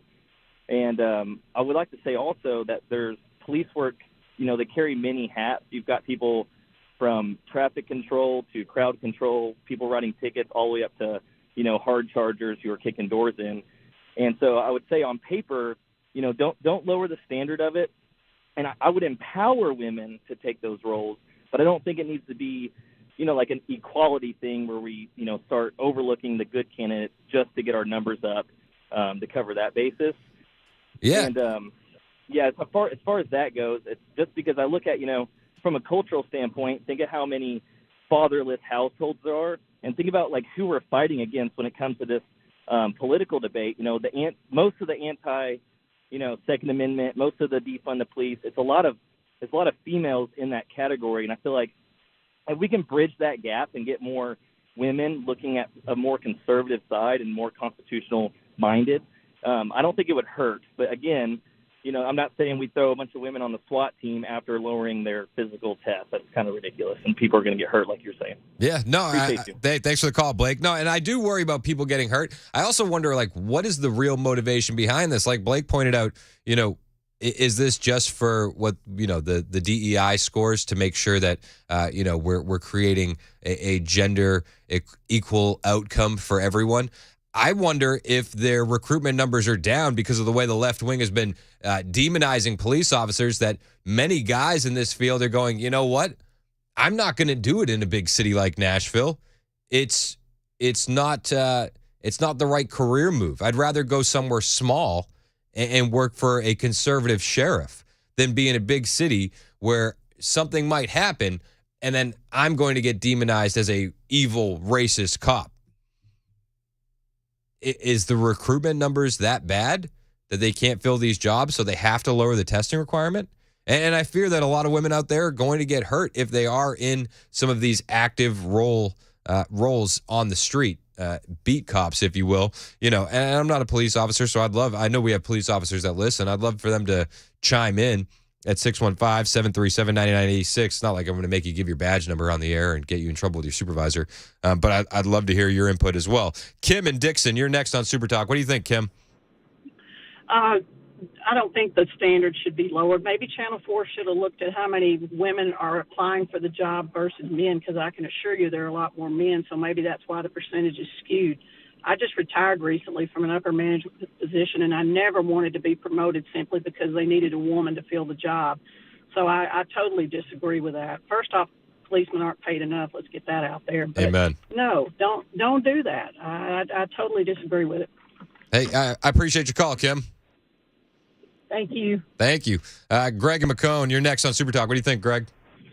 Hello, Chris. Thank you for taking my call. I'm a graduate of Tennessee Law Enforcement Academy in 1989. I'm retired now. As the Metropolitan Police Department jockeys for more advantages and programs for their people, I think they ought to work with the funeral homes, because there's going to be a whole lot more deaths and problems. So that's my take on lowering the standards. Well, expand on that a little bit more. Where would that result from?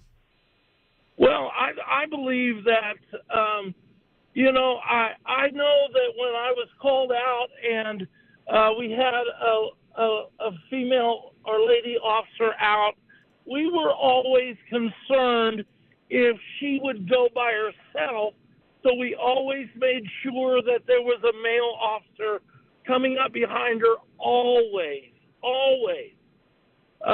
We just, I'm not saying that they're not good, that they don't do their job, and I'm just saying that we were always concerned that they would not be able to physically take care of some of the situations that we all come into.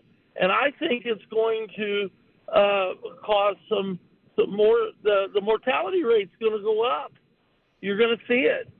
Hey, I appreciate the call, Greg. Thanks so much for your opinion, Thank man. You. Thank you. 615-737-9986. I'm checking the members nutrition text line. I got a text here from Nicole, 2406. She said, "My name is Nicole. I was a rescue swimmer in the Navy for 4 years. I'm a woman. Standards were the same for both male and female. I had to work harder than most of the men, but was able to do it. I disagree with lowering standards. I've seen that happen since I got out of the Navy, and it has resulted in more injuries and accidents for everyone." Thank you, Nicole. Also got a text here from 3765.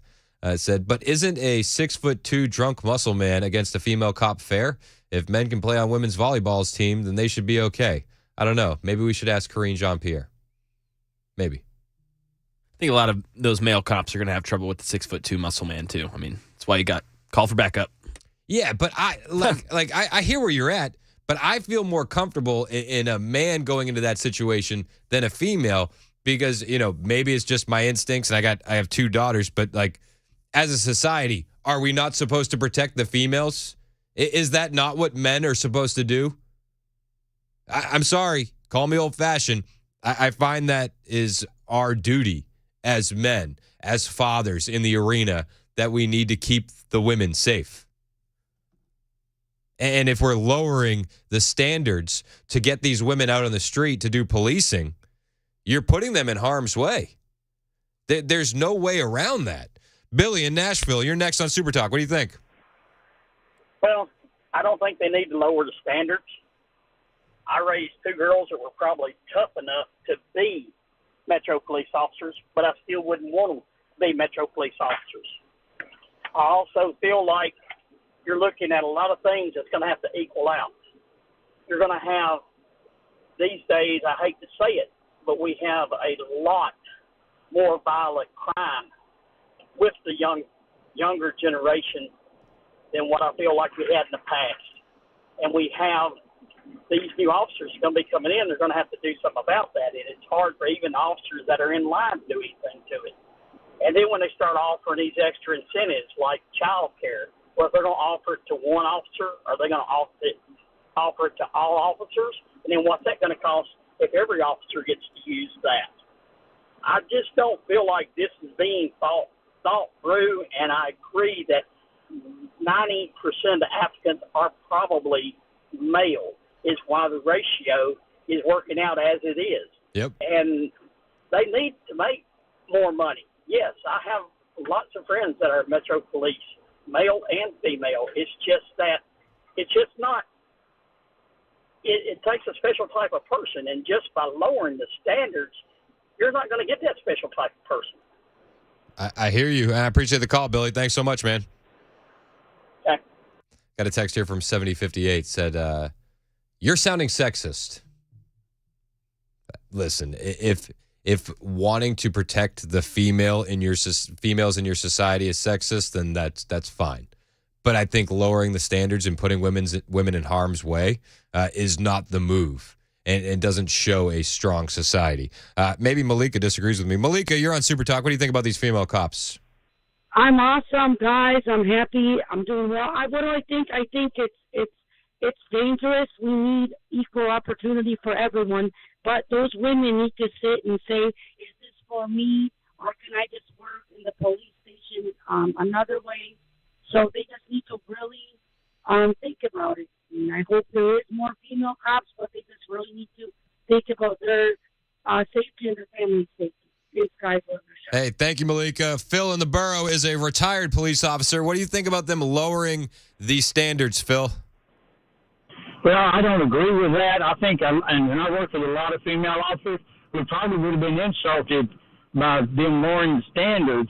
Also, there's a matter of trust, too, because if you lower the standards and you have an officer out there, a different officer whose standards are different, there's a trust factor in there, too, because if you don't have trust with each other when you go on a call, like domestic violence, there'll be a problem. Hey, I hear you, Phil. I appreciate the call, man. Thanks.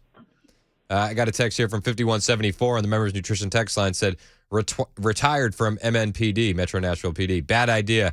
Everyone needs to meet the same agility standards. I saw that video of the officer trainee trying to drag the dummy in the gym. She was struggling. It's not that heavy. The same one I drug long ago. They've eliminated a lot of the physical requirements we used to have to pass to graduate for men and women. People you deal with as an officer could care less about DEI. Randall in Smyrna is a retired cop. What's up, Randall? How are you? Hey, guys. Thanks for taking my call. And I kind of echo what the previous caller said about most of the women that I worked with, would probably be insulted that they suggest to lower the standard.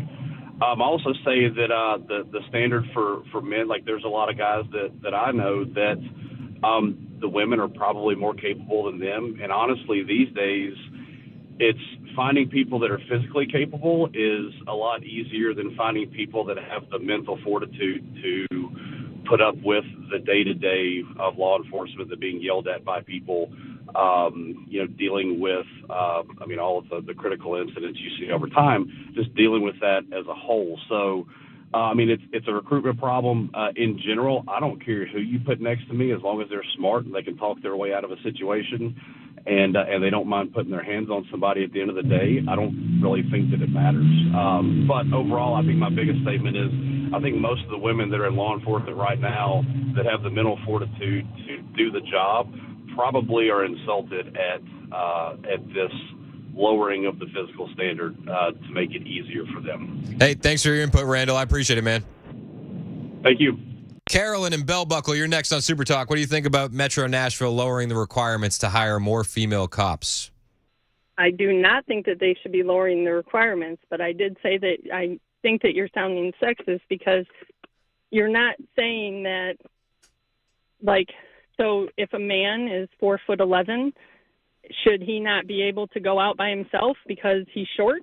Can he pass the physical? Can he pass the physical requirements? Well, yeah, if he can, but if the women can pass the physical requirements. But is there a news story saying that we need to hire more 4'11" men and we're lowering the physical requirements to do so?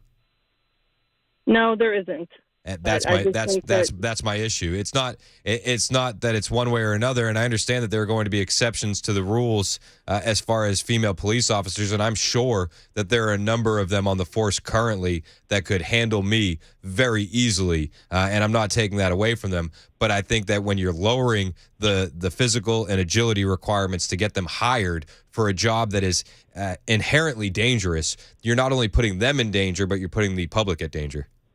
Yeah, I do agree with you about that, but I just think that, men, like, I don't know, you're just saying stuff about women that it seems a little bit going further than about the lowering the physical standards, that they should be protected and things like that. I love women. I love women, and I have 2 daughters and a wife, and I wouldn't want them to go into that profession because it's dangerous.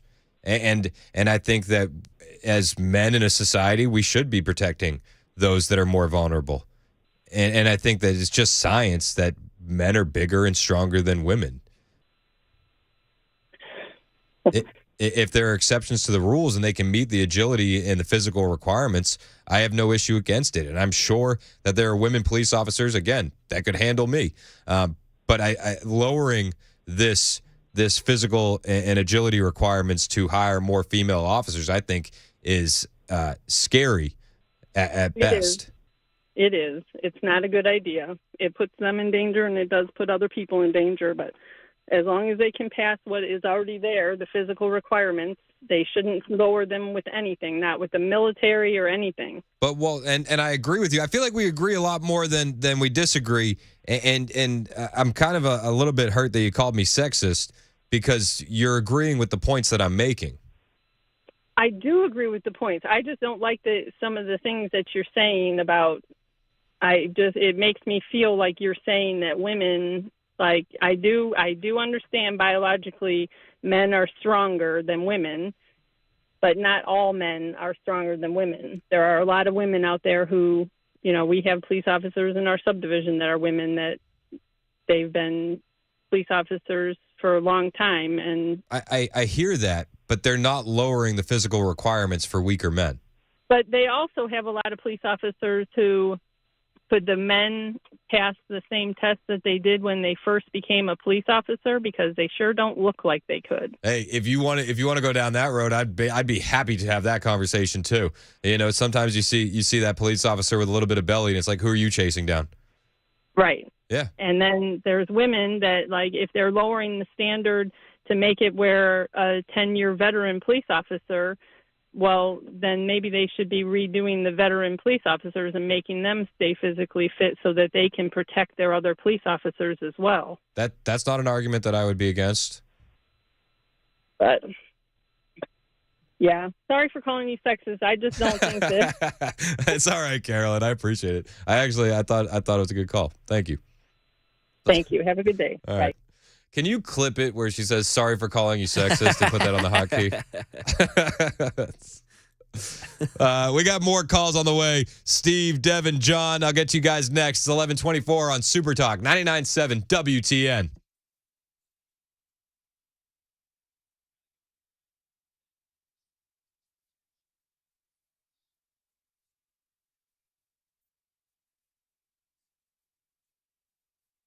Hey, it's Chris Hand here to tell you about the Learn Right Summit. What is the Learn Right Summit? Well, it's a place for parents to empower themselves with knowledge and tools so that way they can advocate for their children's education needs. So if you're a parent and you're thinking about becoming a school board member, or you want to get more involved in these school board meetings, where do you start? Well, you can start April 19th and 20th at the JW Marriott in downtown Nashville by joining the Learn Right Summit. It's going to be a chance for you to gather and learn to become a school board member if you're a potential candidate, or just a passionate parent, to share a common vision on how we can elevate our education system. See, the left does this so well. They organize. They've taken over school boards. They've manipulated public education. It's time for us to do the exact same thing on the right, and that's what the Learn Right Summit is. You're going to be able to immerse yourself in many insightful discussions.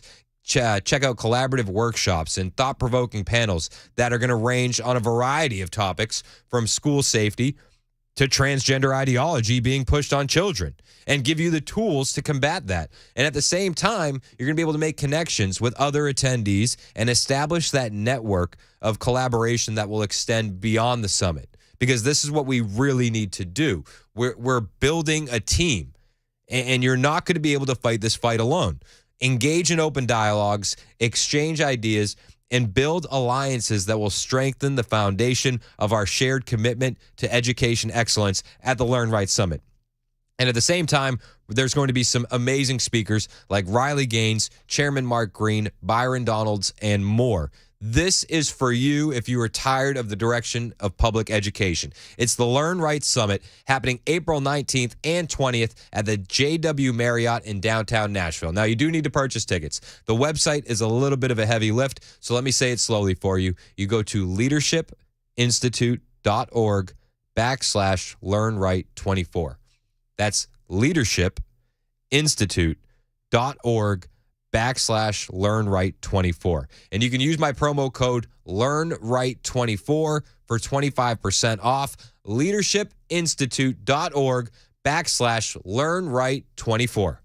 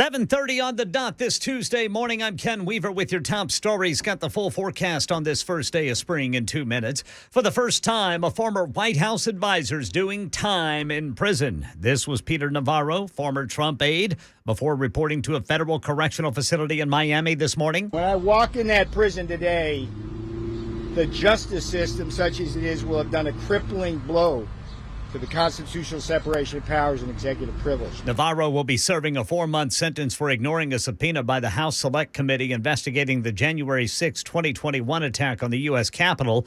U.S. Supreme Court rejected Navarro's appeal for executive privilege just yesterday.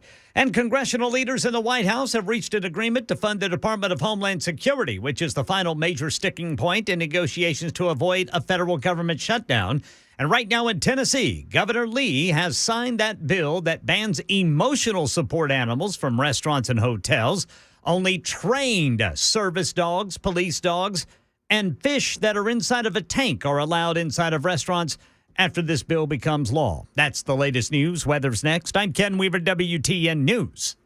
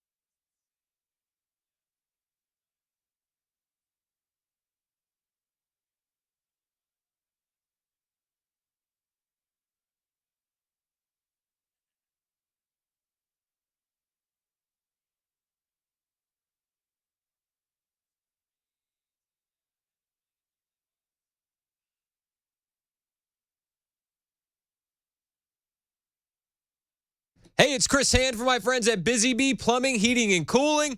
I kicked on the heat this morning. It was a little bit chilly in the house, and then it's going to warm up in the coming weeks. It's that time of year where your systems are going haywire. You're turning on the heat. You're turning on the AC. It's also the time of the year to make sure that they're working the best way, the Busy Bee way, with Busy Bee Plumbing, Heating, and Cooling. Because when you're flipping back and forth, if you don't have them maintained, you are essentially waiting for a problem to pop up this time of year. So call the guys who I trust, Busy Bee Plumbing, Heating, and Cooling. They'll perform that annual maintenance on your heating or air system or plumbing. And you're not going to find a better value on replacement systems if you're one of those guys out there that's been kicking the can on replacing his AC since last season. I get it. You know, if the AC goes out right at the end of summer, I'll deal with that next season. Well, spoiler alert, it's next season. So if you've been waiting to replace your AC, call Busy Bee. They offer up to 12 months with no payment, no interest, with approved credit, and it'll pay in so many ways to get those added rewards and savings by signing up to be a Beehive member. That'll get you the thorough annual maintenance on your plumbing, heating, and air systems. It'll never hit you with overtime charges 24/7, and it'll get you 10% off all repairs. It will pay for itself. Plus, Busy Bee is always happy to see you on Saturday. They have that convenient availability for those maintenance calls, so you'll never be left waiting over the weekend. Busy Bee, they're your Rude Pro partner for satisfaction guaranteed. Call Busy Bee Plumbing, Heating, and Cooling. 615-775-7833. That's 615-775-7833 or online at busybeehvac.com.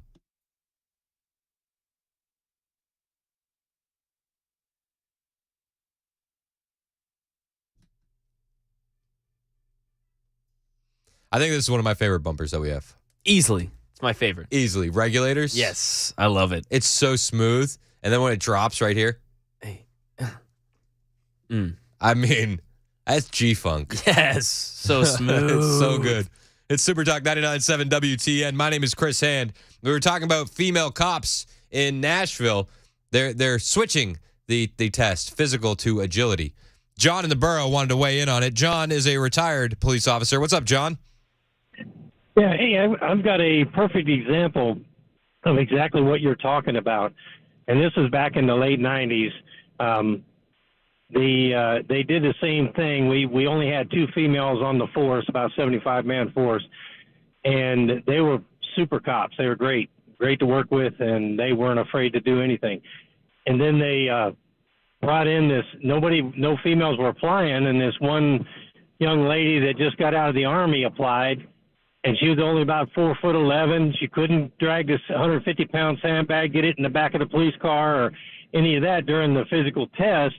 Mm-hmm. So they decided to waive her test on the physical part, and they hired her. And we were on midnights one night, and alarm went off at the country club in her zone. So me and another officer from other zones were coming to back her up. And we got there, and what she told us appalled me in law enforcement, because she said, well, I got here, there's 2 guys over there by the glass window at the country club, and I hid behind this bush here, and I watched them shatter the glass and go in and grab everything they want, and then they ran off in that direction. But I was waiting for you guys to get here. And I'm thinking, are you a pre-cop or are you a cop? I mean, that was a perfect scenario to put law enforcement in it, where it belongs, and arrest 2 felons. But no, she waited for us to get there, so she got the nickname of pre-cop, and then she went away. Oh my gosh! What do you think about Nashville lowering or changing these testing for female cops? Like, are there areas where we could use more females? Do you think that this is going to put officers in an unsafe position? You're spot on with your assessment. The bottom line is, it's not just about the physical agility and the physical strength. It's attitude and the frame of mind. So when you get a female that can go in there and go toe-to-toe with the men and pass the same test, that's the partner you want. You don't want to make slower rules for anybody that, they can't do it, but we're going to put them out there anyway. They're going to get somebody hurt. Yeah, and that's what I fear. And I personally, I fear that they're going to get themselves hurt. Oh yeah, you're putting out your life for your partner. I mean, you're if there's 2 or 3 of you on the scene, one of you can get all of you killed. Yeah, that's a good point. Hey, I appreciate your input, John. All right. Hey, thanks, man. See, so even John says I'm not sexist. No, it's an interesting discussion. Yeah, that was a good anecdote there from John. Yeah, we love some good anecdotes. We love it. Anecdotally, number 1 show for retired police officers. Oh, easily. My other thing is, and I don't know, maybe this will be a little bit more sexist. if you're a beat cop, right? They say you get PTO for maternity leave, right? But if you're pregnant, that's like day one. You got to be off the beat. You know what I mean? Yep. You got to protect that baby. So you lose your officer for 10, 11 months, 12 months. Yeah, call it a year. Yeah, really. Do you know what I'm saying? And if that's 3 out of 10 officers, you know, it's just that creates staffing issues too. You know what I'm saying? Yeah. Yeah. No, if all 30% are getting pregnant while they're on the force, yeah, of course. But yeah, obviously, I mean, even if it was half, even if it was 15% of those, yeah. That happens at offices all the time. All the ladies for sure. get pregnant at once. All the time. All the time, all man. the time. Anecdotally, of course. We've had multiple texts here on the Members Nutrition Super Text line covering, passing physicals, passing health tests. 0344 most recently bringing it up, basically saying, if to get your CDL license or to drive a truck, you've got to pass physical agility tests and strength tests every year, every 2 years. Why shouldn't that be a thing for police officers? Yeah, as well? we had a couple truck drivers chime in with that. I listen. I'm not defending the overweight police officer who can't chase down a suspect with this. I'm just saying in this specific scenario, I think that these women are putting themselves in danger and other police officers in danger and the department itself. 9249 said, can these women officers handle battering rams?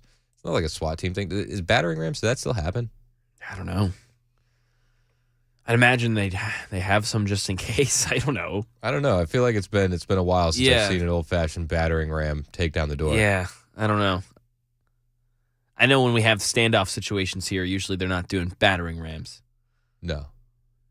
Haven't seen that in the news in the afternoons. Make battering rams great again.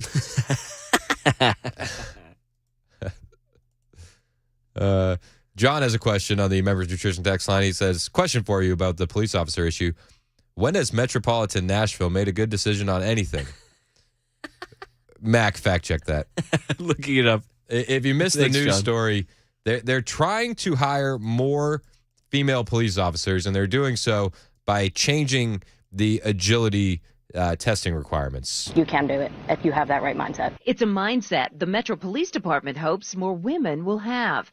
Their goal, a 30% female police force. Last year, it was 11%. This year, it's 13%. And is it even attainable? I think we're definitely growing, so if we can just keep that momentum going, I believe that it is definitely attainable. Commander Tiffany Gibson is Metro's first female director of training. She says among the biggest changes they've made to help attract recruits, especially women, no more physical ability tests. Now trainees must pass a physical agility test designed to mirror tasks in the field. Designed to mirror tasks in the field. So no more physical ability tests. For the record, that sound that you heard, it comes across better on TV. Gotcha. There's a female police officer dragging a dummy. It's a little tough for the radio. No more physical ability tests. I know. Yeah, it's not the best auditorial medium there. Yeah. I mean, depending on what you're looking for. 2637 here on the Members Nutrition Super Text. Sorry. She's dragging a dummy. No more physical ability tests. I know it doesn't play well over the air. But the video clip, it was a video. Dummy. Yeah, video. Guys. It was a heavy dummy. So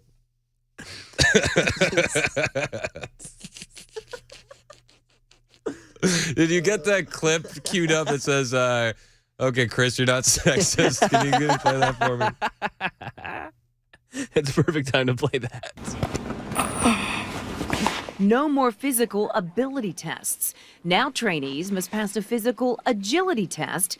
So they train the way that they're testing the female police officers because they gotta up those numbers. 13%. They want 30. 8512 says, "Are you sure that wasn't a soundbite from the Smyrna Police hot tub party?" Out there in Laverne. Oh man, this is ridiculous. We've derailed. We have derailed. 2630. Sorry. You can go. 0320. I know we're both like trying. Let's just read another text. Let's just Let's not play the sound effect anymore. It says, "I am a retired Metro PD. That department has become a joke," says 0320. Become a joke. The segment's become a joke. What do you mean? But she's mirroring tests in the field.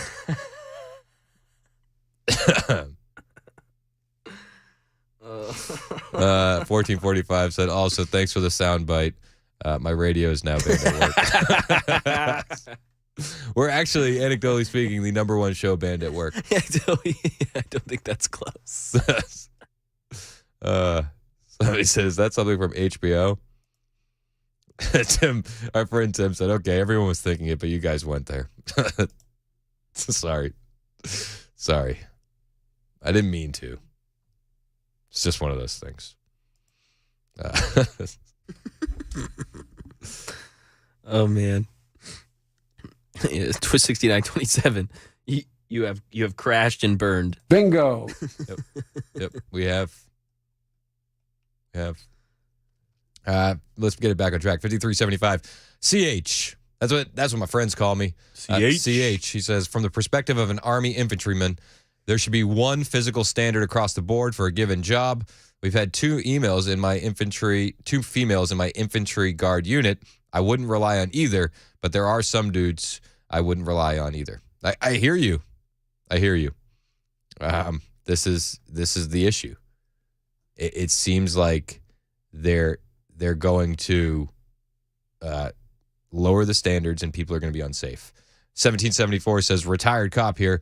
The physical ability test was designed to mirror tasks in the field as well. Criminals are not going to stop and say, 'Oh, it's a girl.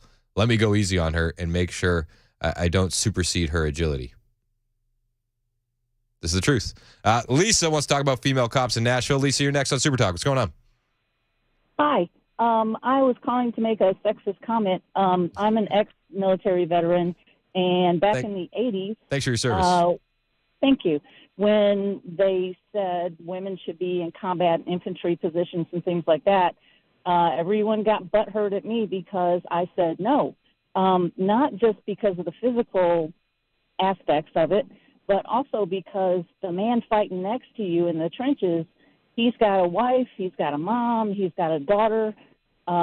He's going to have to split his focus somewhat to defend you, and that's really not fair to the mission. And it's the same thing with the police department, like the gentleman from the academy said. You know, you always have an eye on the weaker person, and regardless of how many things they say to us about being the best and being equal and whatnot, physically we are just not. And so, yeah, I'm definitely against that. Hey, I appreciate the call, Lisa. Thank you so much. You're welcome. Lisa. I like how she opened with, "I'm going to make a sexist comment as well." Just kind of like, yeah, going with the flow here. 4702 said, "Are you sure that soundbite isn't a quote from Megan Barry at the graveyard?" No, guys, come on. Come on. She's mirroring tests in the field. No more physical ability tests. All right. It's 11:49 on Super Talk 99.7 WTN.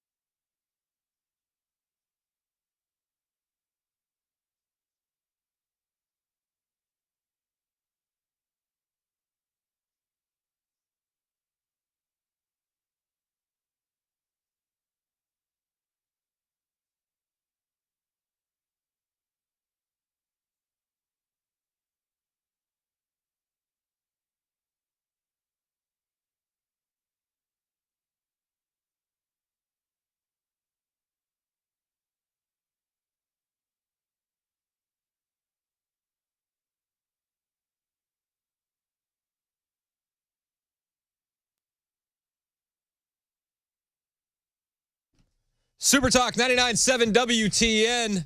My name is Chris Hand. Matt Murphy. He's joining me in studio. It was iffy for a minute. Was it? But I made it happen. Hey, what wanted to make sure that I got to you before your vacation. Appreciate it. What does this sound like to you? Sounds like a... Okay, play it again.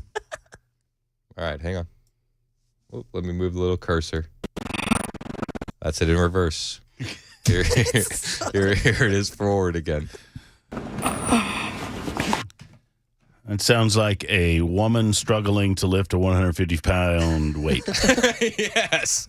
Nailed it. That's nailed it. Nailed it. Look, I would be lying if I said I was not listening to your show on the way in. I was, and inspired by you. You've inspired me. It's rare that anyone really inspires me, but it's rare still that a fellow talk show host inspired. You've inspired me. I want to take this concept one step further. I mean, I think we should begin the process of eliminating women generally in public life. Yeah. You're going full trad wife on me? We're going hashtag trad wife? You know, get your biscuits in the oven and your buns in the bed kind of thing. You know what I mean? That's what my grandpa used to say.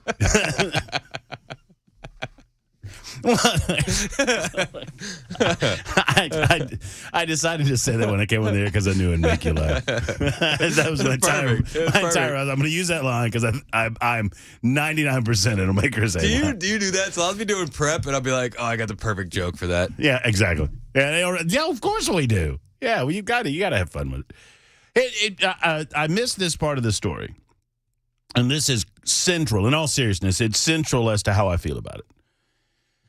Are there two different sets of standards now? So they said they're lowering it from a physical to an agility test in order to attract more female participants. Okay, that's stupid, specifically to go for one gender, for any genders. But so my question would then be, are you lowering it for everyone, or are you suggesting that the men have to do the one thing and the women have to do the other thing? Because if you're doing two different things, then that's just garbage. Absolute garbage. I took it as they're doing two different things. They didn't implicitly say that. Because I've known plenty of women cops who would destroy you, me. I said the exact same thing.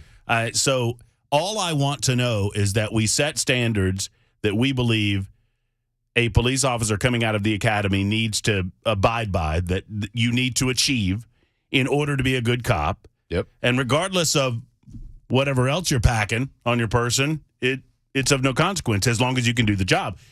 I would follow up by saying there are plenty of cops that, and I'm not besmirching cops, but you guys know what I'm talking about, that have enjoyed their career and at some point they, stop going to the weight room. Yep. And we need to examine how we best utilize those officers as well versus maybe the younger officers who are still physically able to get out on the streets and do the job. I think that's completely fair. So, no women teachers, get them out of there. That's proven to be a complete failure. I'm on record. We have data for that one. I'm on record as saying it is not a coincidence that America started to go to hell in a handbasket when women got the right to vote. I am on record. Just look it up. I'm just trying to show your female listeners that it could be worse. It could be way worse. It could. Matt Murphy's in next. Anything fun happening today? John Rich is coming in in the studio at 1 o'clock. I love it. How about that? That's fun. Hang out with us. It's Super Talk 99.7 WTN.